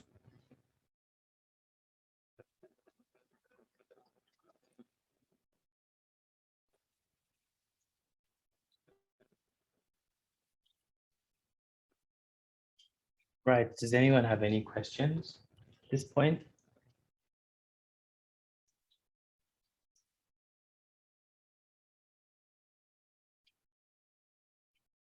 I think there's a couple of people who joined.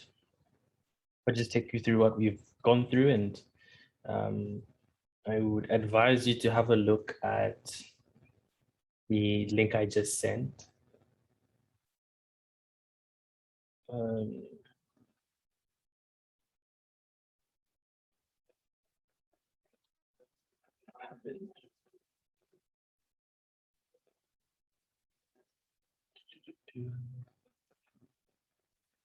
Yes, I will show a static web app, which is exactly what we'll be building. So that's very weird. Let me know if anyone else is getting that issue.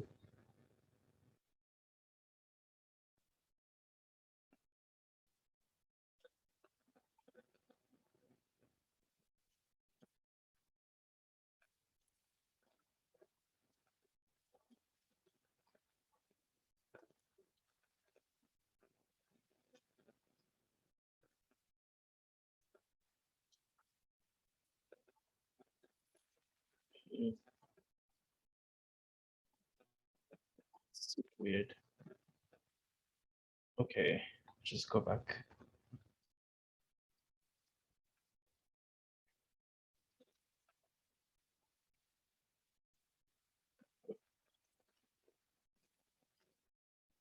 Where are we again? React Advanced.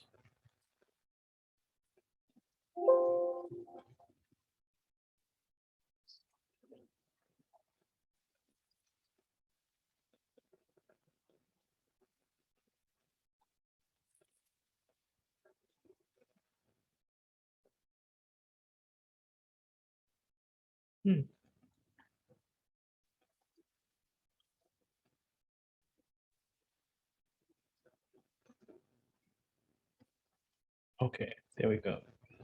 And then we named this API, Strappy. That should work. Zoom in a bit. Yeah, we are going to build a static web app for this. So what I'm doing right now is installing the template so that it gives us like a great base. I'd advise everyone else to install the template also, just so that there's no mistakes as we go into the next portion of the workshop. Should be done in a few minutes, and then we can get started. Right. So let me just talk about what we'd want this to look like. So first of all, it'd probably have components, of course. How do we want these things to look like? I think we'd structure this so we have a main page where we go to, and then that main page directs us to a specific blog. So when we click on one of the articles that we see, that takes us to this section where we see a bunch of different articles. I mean, the actual content of the article, my bad. So, of course, what we'd start out with is, and let me just start this up again. Okay, it looks like it's running. So we have our next app here. I'll just refresh that. This is exactly how we left it from last time. And we'll go back into our terminal and install a couple things. And if you have the web page that I sent you, you should have, it should look something like this. And if you go to setting up a blog under install packages, you can copy this and install everything. So you can either follow along or go along with what you see in that file that I just sent. So next server and install Markdown, React Markdown, and React Moment. React Moment helps us work with time so that we can say when something was published, when an article was published. React Markdown helps us put Markdown content and display that as HTML in our web pages because we're getting. We could deploy this app on Vercel. We could deploy this app on Netlify, but yeah, time is a bit of a time constraint. So I hope we can get to that point. So just look at that. Admin is building. Okay. So we've installed the necessary packages. And then the next thing we want to do in our next app, and just so you know, I have VS Code open here, and we have our next app. This is our next app code, and this is where we'll be working from here quite a lot. So we'll be switching between localhost, and we should go back to 3,000 rather, and the terminal. Yeah, so we just installed everything, and then we'll start our server again. So npm on development, and dev. Sorry, he's working with Strapi. Okay. So for the quick switches, back to the Strapi section. Now that our template is done, you should be redirected to a to localhost 1337/admin, and then your Strapi app should start. And once you open that Strapi app, you should see your content models built, and you should see entries. So we'll go into here, Strapi admin, we'll create something really quick.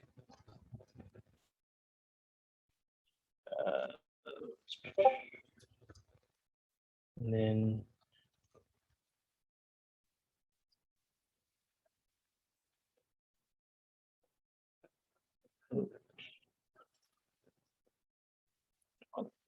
is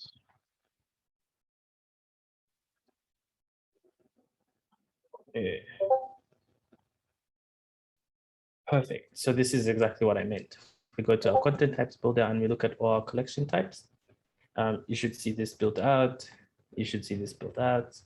The component also SEO, you should see that built out.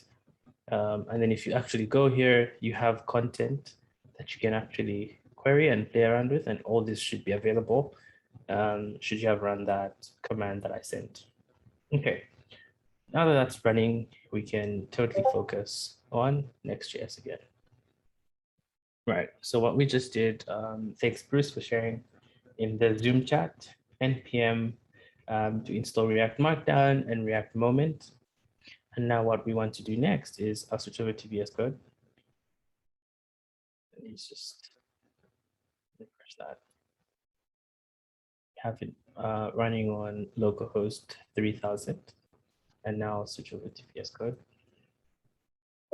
So what we want to do now is in our root, create a new folder called assets. Inside assets, we need to create another folder called CSS. So what we're doing is not a file, a folder. And then inside CSS, we need to create a new file called style.css.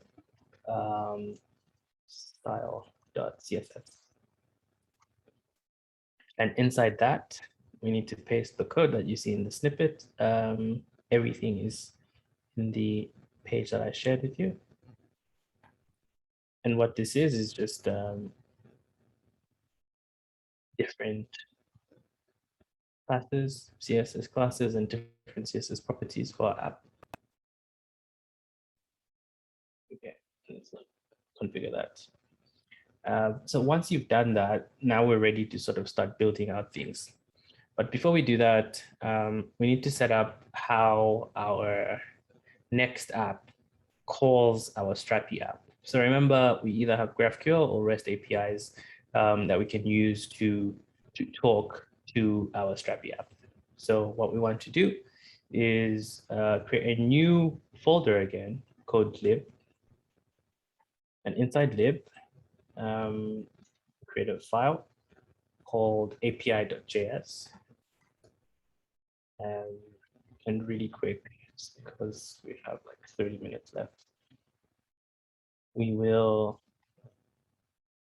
put the code that makes the request. So what this does is we initialize a function called getStrappyURL, which either gets an environment variable called next public Strapi API URL, or localhost 1337. We can go ahead and create, we'll save that first of all, and we'll come back and we'll create a .env file, new file, .env file, and just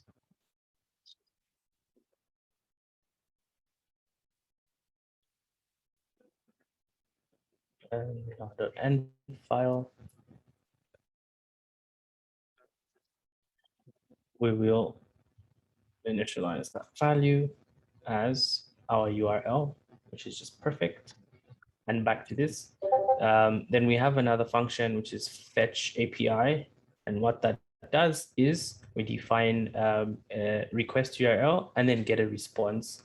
And then we parse that response and then send that data back. So whenever someone calls fetch, the fetch API function, it gets this URL and makes a request and then parses that request and then returns back the response data. And this is, like I mentioned, how our next app interacts with the Strapi API. And then the next thing we need to do is, because there's a really important question that was asked around how we manage media assets. So you can either use like specific domains.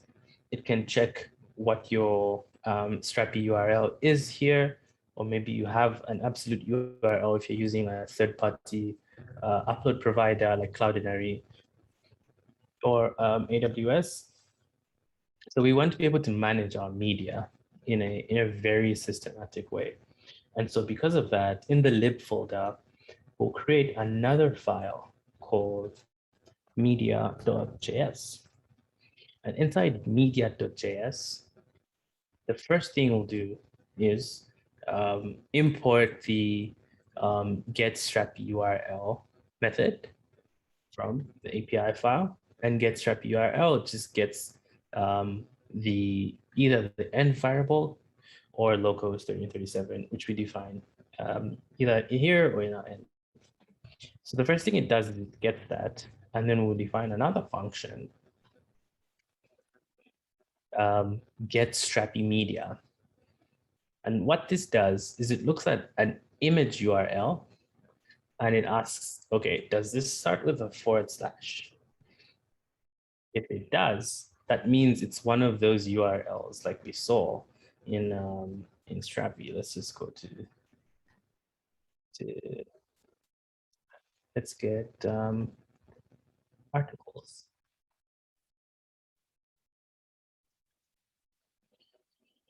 Yep. So if you look at that, this URL starts with a /, right? And what that code does is it says, okay, if it starts with a /, that means it's not an absolute URL.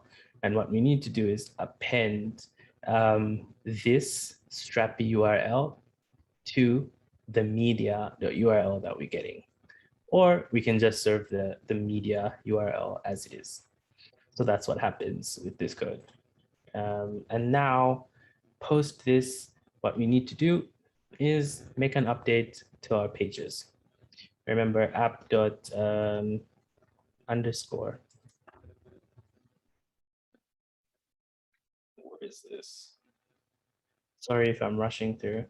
Hannah did a terrible job managing time. So I'm really hoping that we get to everything that we need to get to. Okay. And then this section is really fun too. The first thing to do is get rid of all of that and then import a couple of things.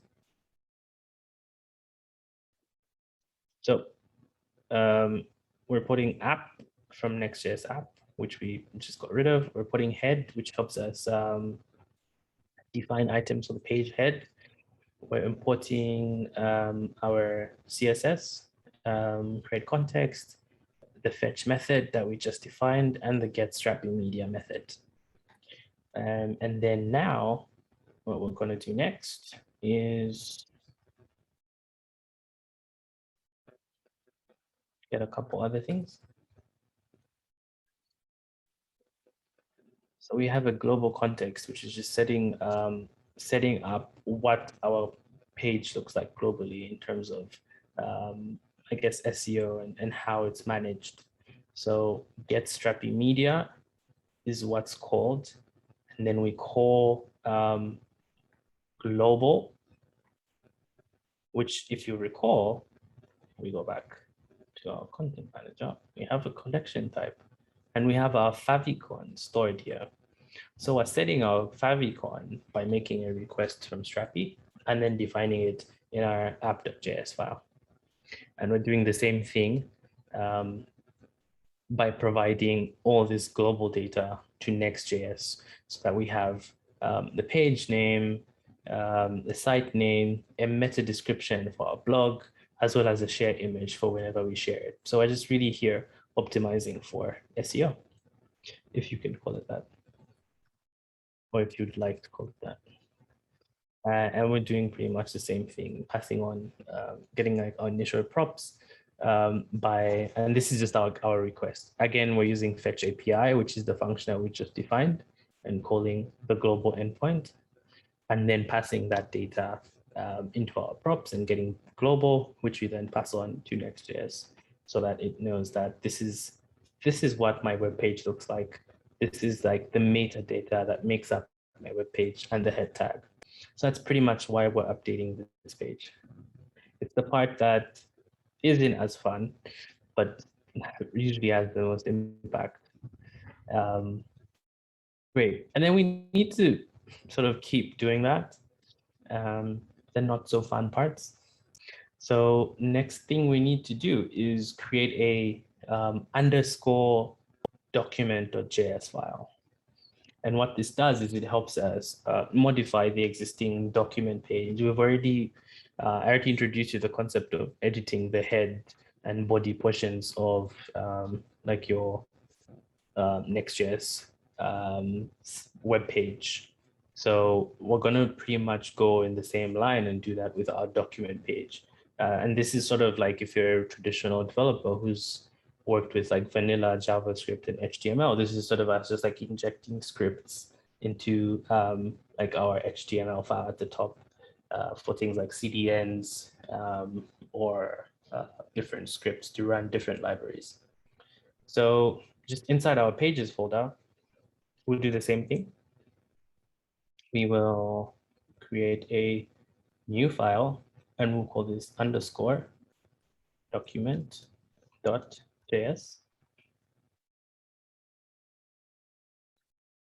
And we'll come and paste.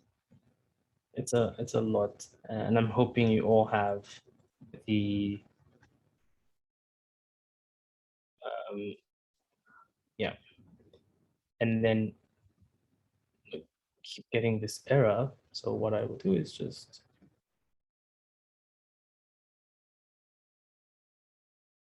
it's a document, sorry.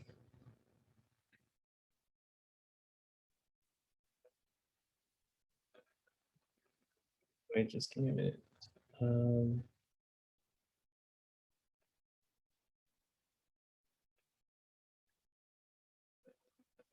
Let's see what the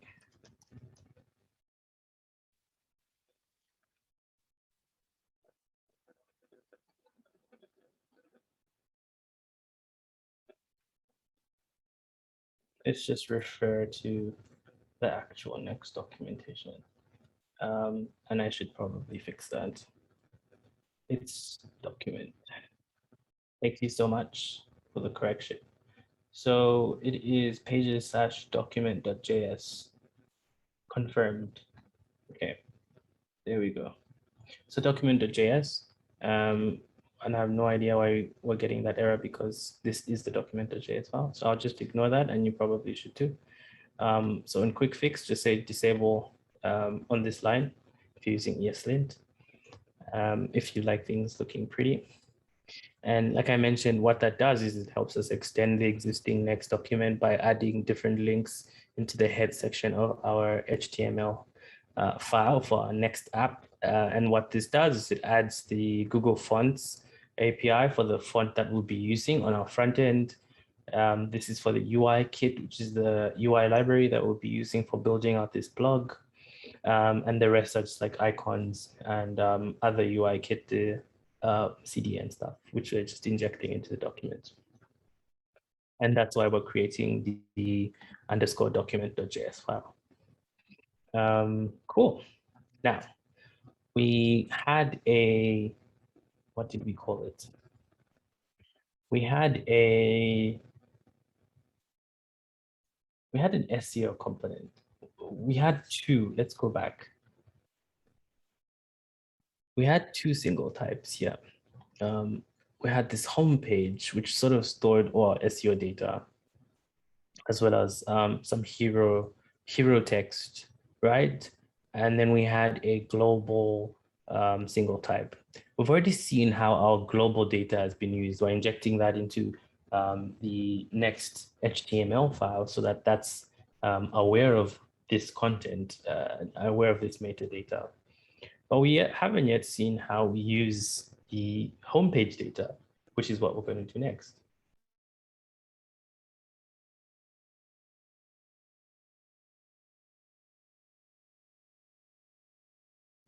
Okay, so cool. So back to VS Code.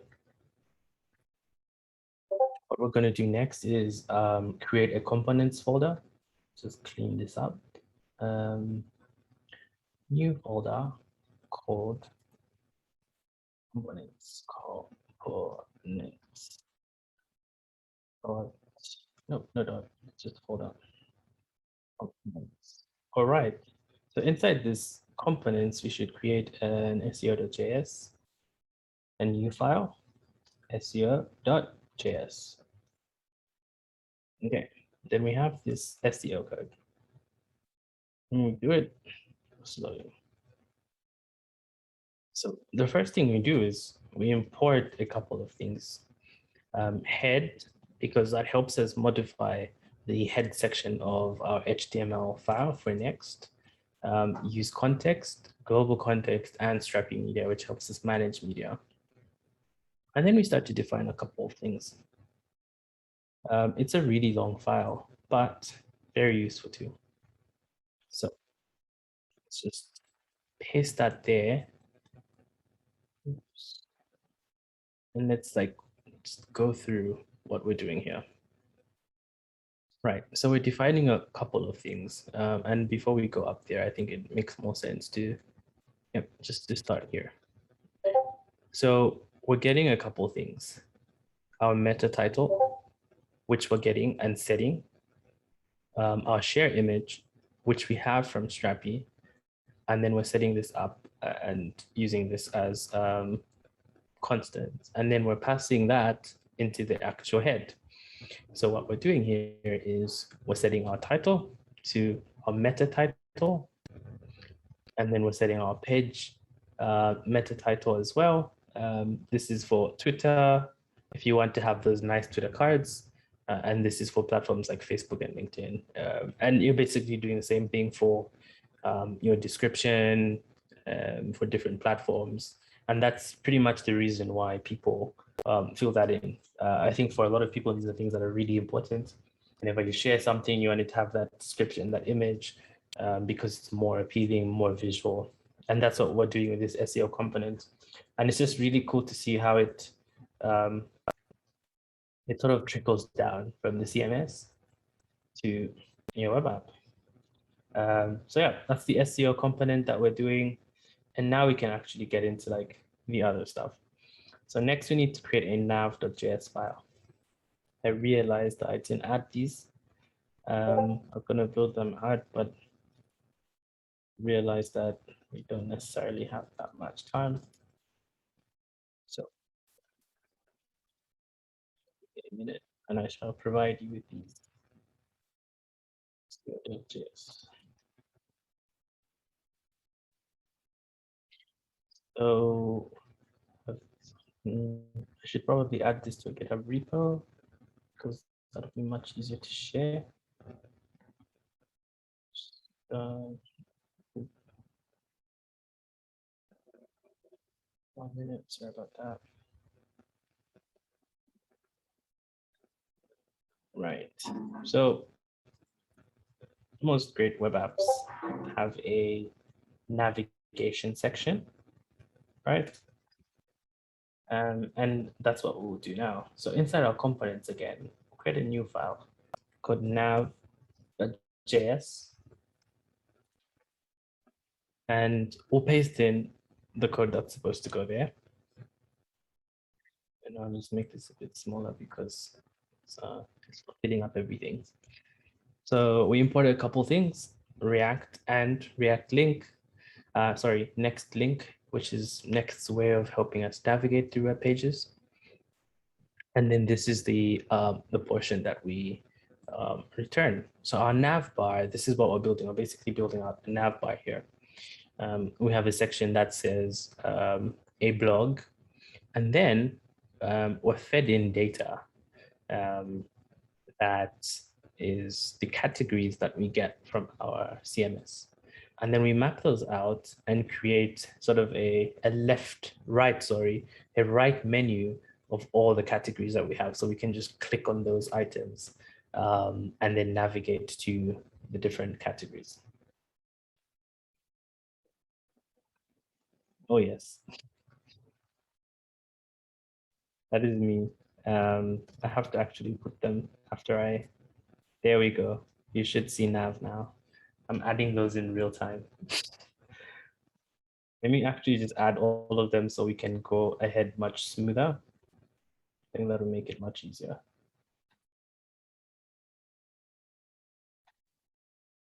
The next one is this. Yeah, just give me 5 minutes. Do that.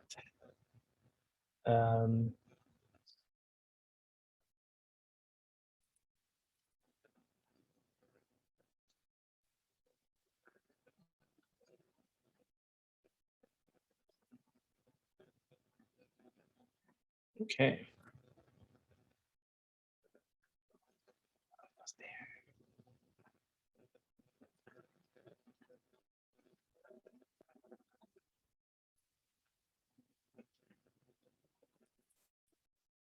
Okay.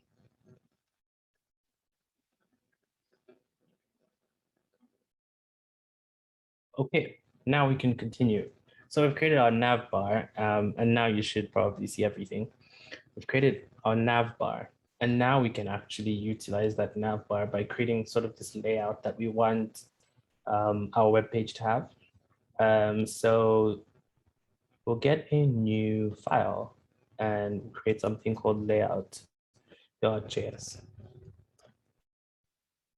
And what layout.js does is, let's put that there so everyone can see it. We import our nav bar, which we just created, and then we create this new layout component. And then we feed our nav bar section and then pass in categories, because remember, our nav bar section has, or at least utilizes, categories because it needs to sort of map those out on the nav bar. So we should probably check our web app, see how it's doing, see if we've got any errors.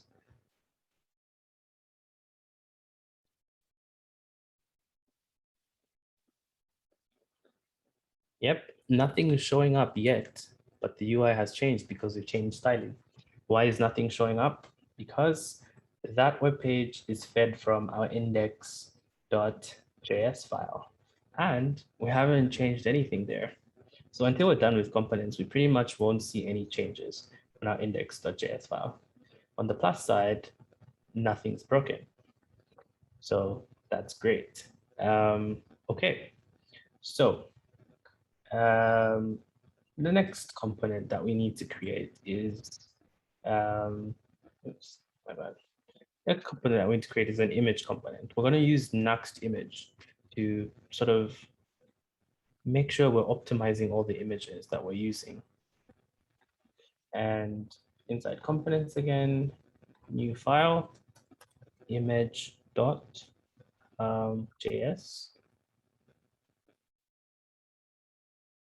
Right, and then here again, you notice whenever we have to deal with images, because we're not really sure if it's an absolute URL or it isn't. We have to import get Strappy media, and then we import next image, which optimizes images.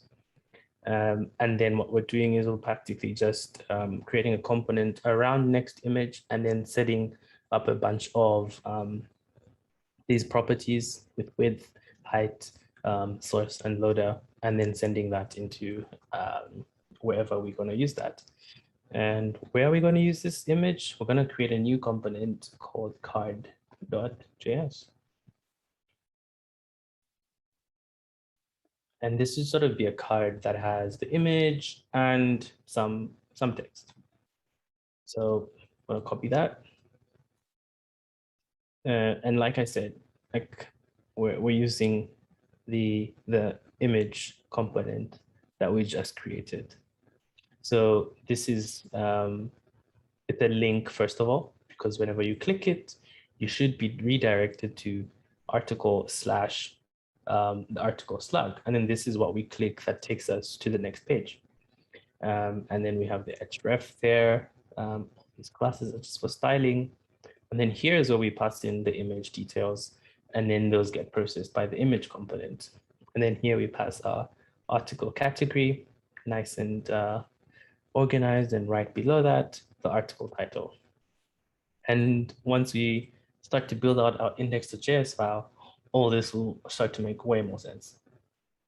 Okay, and last but not least, our article. What do we actually see when we click something?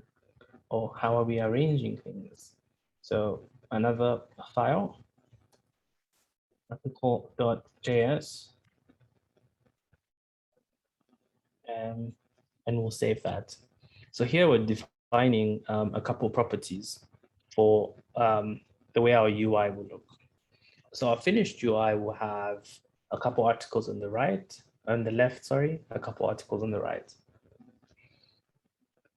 And this is just defining that logic and slicing up articles so that we can display them and order them with the way that we want them to show up. And then here we just map those out into the UI and render them. So we have the articles that are on the left, and then we have the articles that are on the right. And that's pretty much it. And this all start to make way more sense now that we're actually going to edit our index.js file. So now it's the moment you've been waiting for. Index.js. You have the code there also that we need to get. And so you can literally just take all of this out and replace it. But before we even look at anything, we need to look at what we're doing. So we're importing articles. Remember, I told you the UI will sort of be skewed because we have some stuff on the left, some stuff on the right. And just that we know, we can add like an extra h1 tag and say, hey, this is the that file. Okay. So here we get the articles, categories, homepage. We put the categories in the layout so that they're on the nav bar as we want. We have the SEO component, and we're passing in data so that like web crawlers and different social media sites are aware of the metadata in our page. And then we have this title section, which we get from the homepage also. And then we have this thing that we just added. And then we pass in articles so that it's displayed in the article component laid out on the left and the right. And below that, we have our get static props function. And what that does is we make a couple requests at build time so that these pages are populated, and then we get returned something, and then that what we get returned is passed on to props, and then that's used in the page component to power the different components that we just imported. So we'll save this, and then now let's look at what things look like in the front end. Ooh, so component articles cannot resolve. Looks like we misnamed something. We named it article instead of articles. My bad. That should change things. Fingers crossed. There we go. Okay. So hey, this is that file is showing up. So that shows that this is us editing the blog section. Sorry, the index.js file. When we click categories, that should give us an error, which is perfect because we haven't built that page out yet. The same thing should happen when we click a blog post. It should give us an error because we haven't built that page out. Okay, so let's do a quick recap. But before we do that, let's just clean this up a bit. Let's take that out. Hey, this is that file. Gone. Okay. I'll have a bit of a hard stop quite soon, but we'll try and get through this. The next section isn't actually what it is. There's another section that I need to add, which is creating the slug. Create slug. So what we're doing right now is this is a static web app, and everything is sort of like pre-built and then rendered. Everything you see that's appearing was got from the CMS, and then everything was processed in the way that I just explained it, and that's how it shows up on your screen. The next thing we're going to do is create the functionality so that whenever we click on an item, we can actually view that item, which I guess is very important, right? One page, 1 minute, sorry. So what we need to do next is create a single category page and a single article page. And in real time, you see that being built out in the document that I shared so that you can actually copy and paste that code. But before we do that, we actually to go back to VS Code. Before we do anything, I need to sip water before my mouth gets too dry. Okay, so in the pages folder, what we need to do is create a new file. Sorry, we need to create a new folder. One called articles. And then we need to create another folder called categories. And inside those folders, we need to create a new file called, so I don't know, it depends on which part of the world you're from, but I call these square brackets. So we need to create square bracket, opening square bracket, slug.js.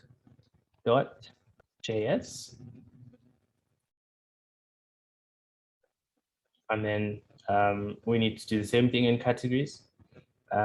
New file, open square bracket, slug, close bracket, .js. And why we're doing this is we're utilizing Next.js's dynamic pages functionality. So like I mentioned, we're sort of pre-building all of this. And Next really doesn't know what type of data to expect from where, right?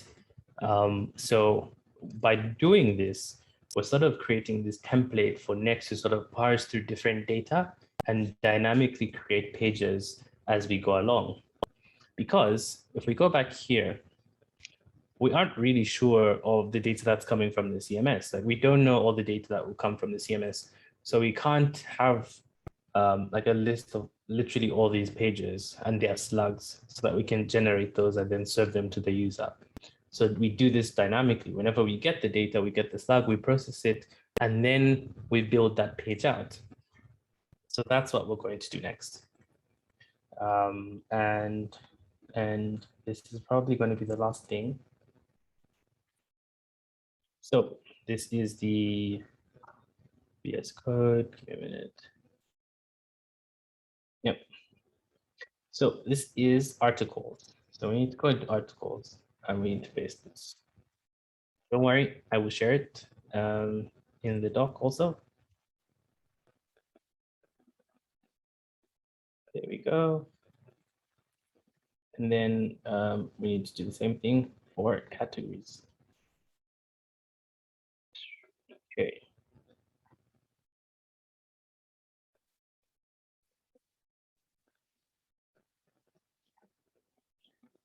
Perfect. So let's go back to articles.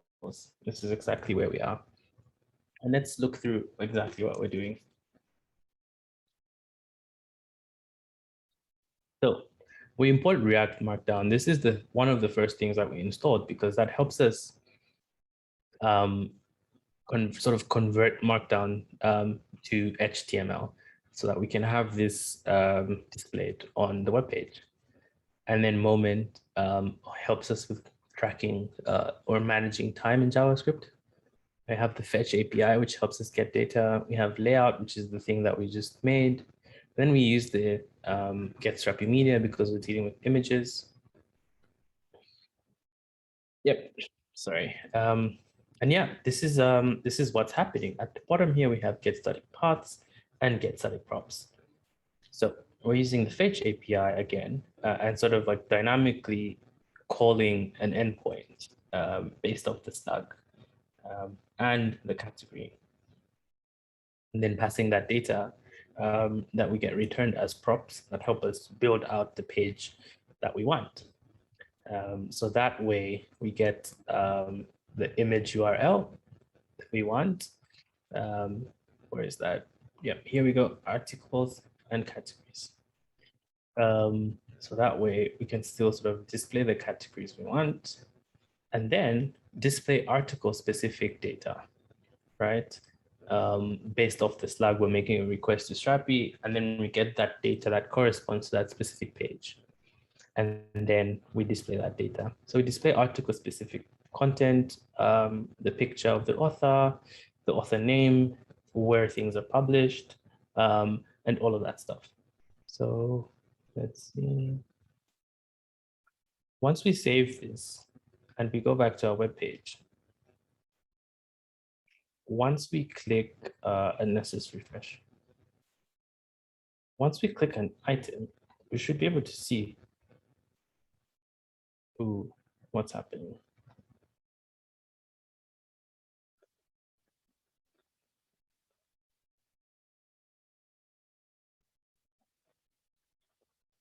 Ooh, some course issues. Just give me a minute. Oh, this happened before. What I would do is I will go back to, I will stop that. And I will go to, where is the file? I'll just delete this next folder and restart things again. Because we still have Strappy running and everything is good on the Strappy end.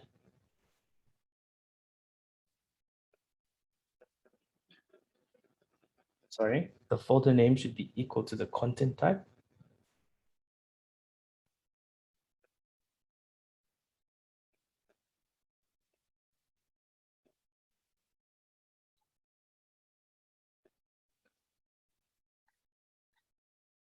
Ah, yes, that is the, no, that's a good point. This is articles. It should not be, yeah, good catch. Thank you so much, Victor. Great. And let's check if we have things up and running. Okay, let's see now. So everything is good here. And if we click this, then what is that? That was weird. So we have things displaying, but we had that little error for a short while. Okay, that's interesting. Let me click that, same error, field script. Okay, this is probably a request response thing. It's probably trying to render the thing before it gets the response. But that's okay. We have the blog part working, but one thing that we notice here is if we click articles, we still get that error because we haven't set that up yet, which we will do now. So this is literally a hard stop in 6 minutes. So I need to rush through everything. So just go back to VS Code real quick and paste the code in the category section. It's pretty much the same thing. What we're doing is importing the relevant components that we need, SEO, layout, articles, and of course using the fetch API because the fetch API method from the API in the lib folder. And then we're calling this endpoint with categories for a specific slug. And then when we're returning that article, I mean that category specific content. So it displays all the articles that are in that category. So we'll save this. And then nicely also, it has a meta description and meta title for the category name. So you have this SEO optimized. And this is something you can adapt to other places. So we should go back. Let's just do a refresh for good luck.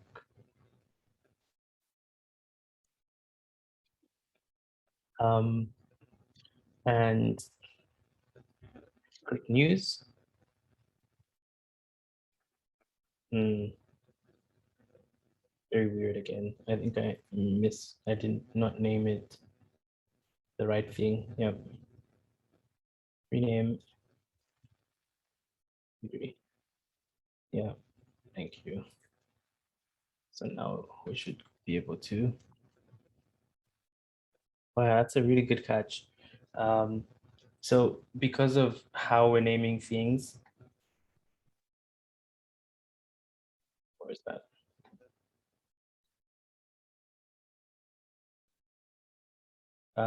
Yeah, because of how we're naming things, this folder sort of has to be the same as the content type. Otherwise, things don't work. And you could see that error because I named the articles folder articles instead of article. It was literally just an S. And the dynamic paging, the next dynamic page feature would not let that because that's not how it works. So now if we click on tech, for example, we should see all the tech related articles. And we can click on those and yep, we can see a bunch of articles. Right.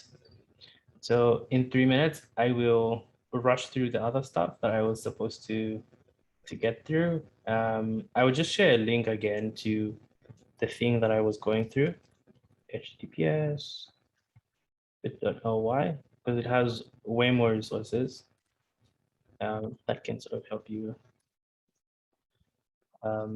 Yeah, if you wanna go through that. But like I mentioned at the beginning when I was giving you an intro to Strappy, where were we? Yeah, the next thing that we're sort of supposed to go through was deployment. For Next.js, someone asked the question, where can we deploy this? The quick answer is Vercel is really a great platform to deploy a Next.js project. Another option is something like Netlify. But I have linked here to the official documentation on deployment. And for Strapi, like I mentioned, because even though we're using the quick start and that has a SQLite database that doesn't necessarily work best in production environments, and I would suggest using something like DigitalOcean or Heroku, Azure or AWS.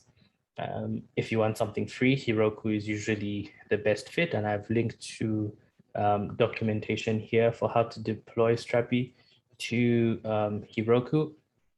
The bonus section that I wanted to get through was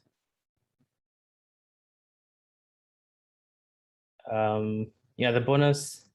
Thank you, Jorge. Thanks for coming on.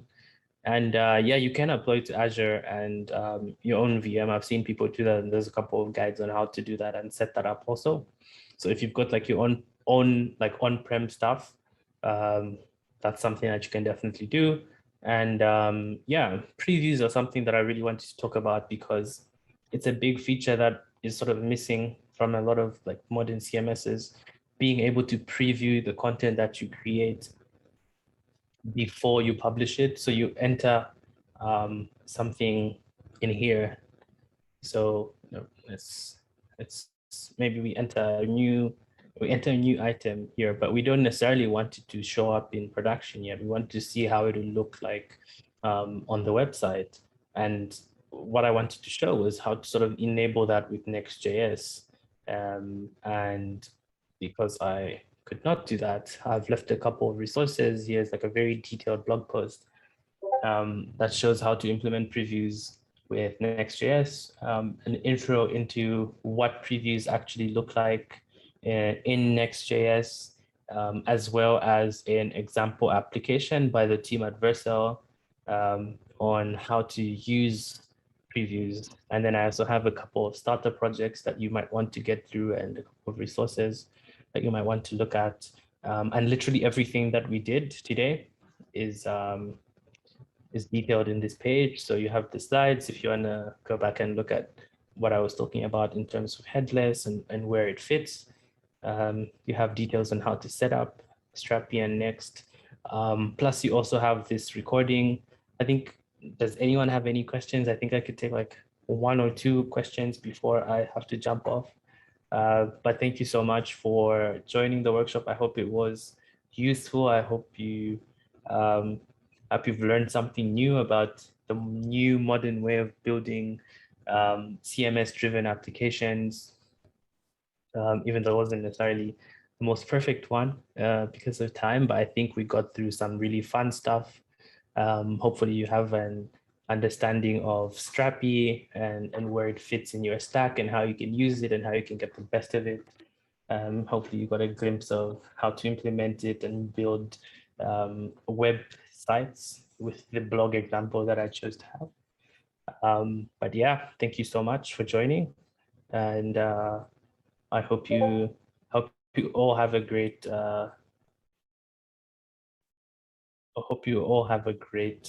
conference. So I'm not sure what the 4i principle is. Someone.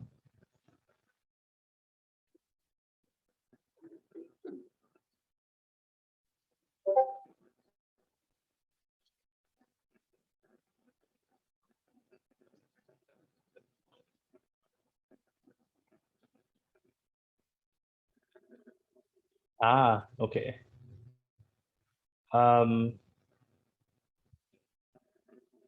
Yeah, you can do that.